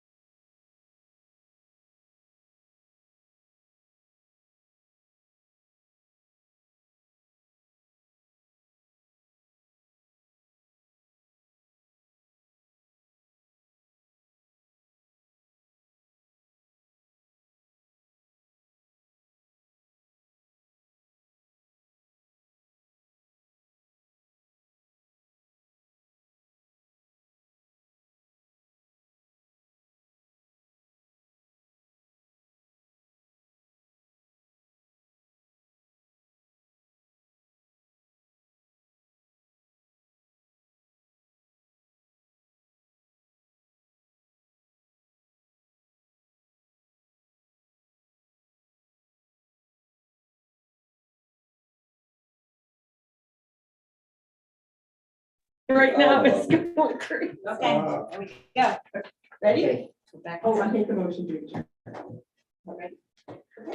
First, Trevor declares by fiat that the executive session is over at 10, you know. Yes, the session is over at 33. 10:33. Yeah. I was like, make a motion to adjourn this meeting. Second, Second. Can we still in the discussion for one quick second? Yeah. I apologize. I don't want to screw anything up, but there's, just make a note that there were reminders that were on the agenda that we didn't discuss real quick. I don't want to screw up anything by not. So you can just, Yeah, that's accurate. you can just say that everybody will get the reminders that are on the agenda. I believe that would be sufficient. Is there something specific that you want to know about? No, I just don't want to screw up our. We don't, we just, yeah. Okay, there are a series of reminders at the bottom of the agenda. Now we can vote. And what's the district student expo, I don't listen. That's for us, that's the board, that's, remember, we used to have like celebrations a couple times a year, we're changing the format of it, Trent was reviewing that. It's actually the kids and adult presenting, plus Harbor. It's our board meeting, it's a board meeting night anyway. That's right. Okay, That's Great, 6 o'clock, thanks. right? That's the middle school. before the board meeting. Yeah. thank you. I'll let her know that it's down for 6 o'clock. Yes, and we sent her an official letter. Yeah. too. And she- Gee, until the safety committee, there's 3 different meetings. Which one should I attend? All of them? We One of can them? attend all of them, we can attend whatever you have the time to attend. Great. so it's the 8th, and so it's, we have meeting November 8th, we have 9th and 10th. We moved, right, Yeah, exactly, okay, yeah, November 9th and 10th. we'll be together a lot. All right. Okay, so may I have a motion to adjourn the meeting? please? Yep. So, got And a second. We have a motion and a second already. Yeah. Any discussion? I'm sorry, discussion. Okay, all those in favor? Aye. Aye. Those opposed? Staying? Okay. There we go. Carries. Thank you, everyone. And it was so nice meeting you. I can't like to hear more about the school law masters, that's what I need. I went, so I went to the minutes. Yeah.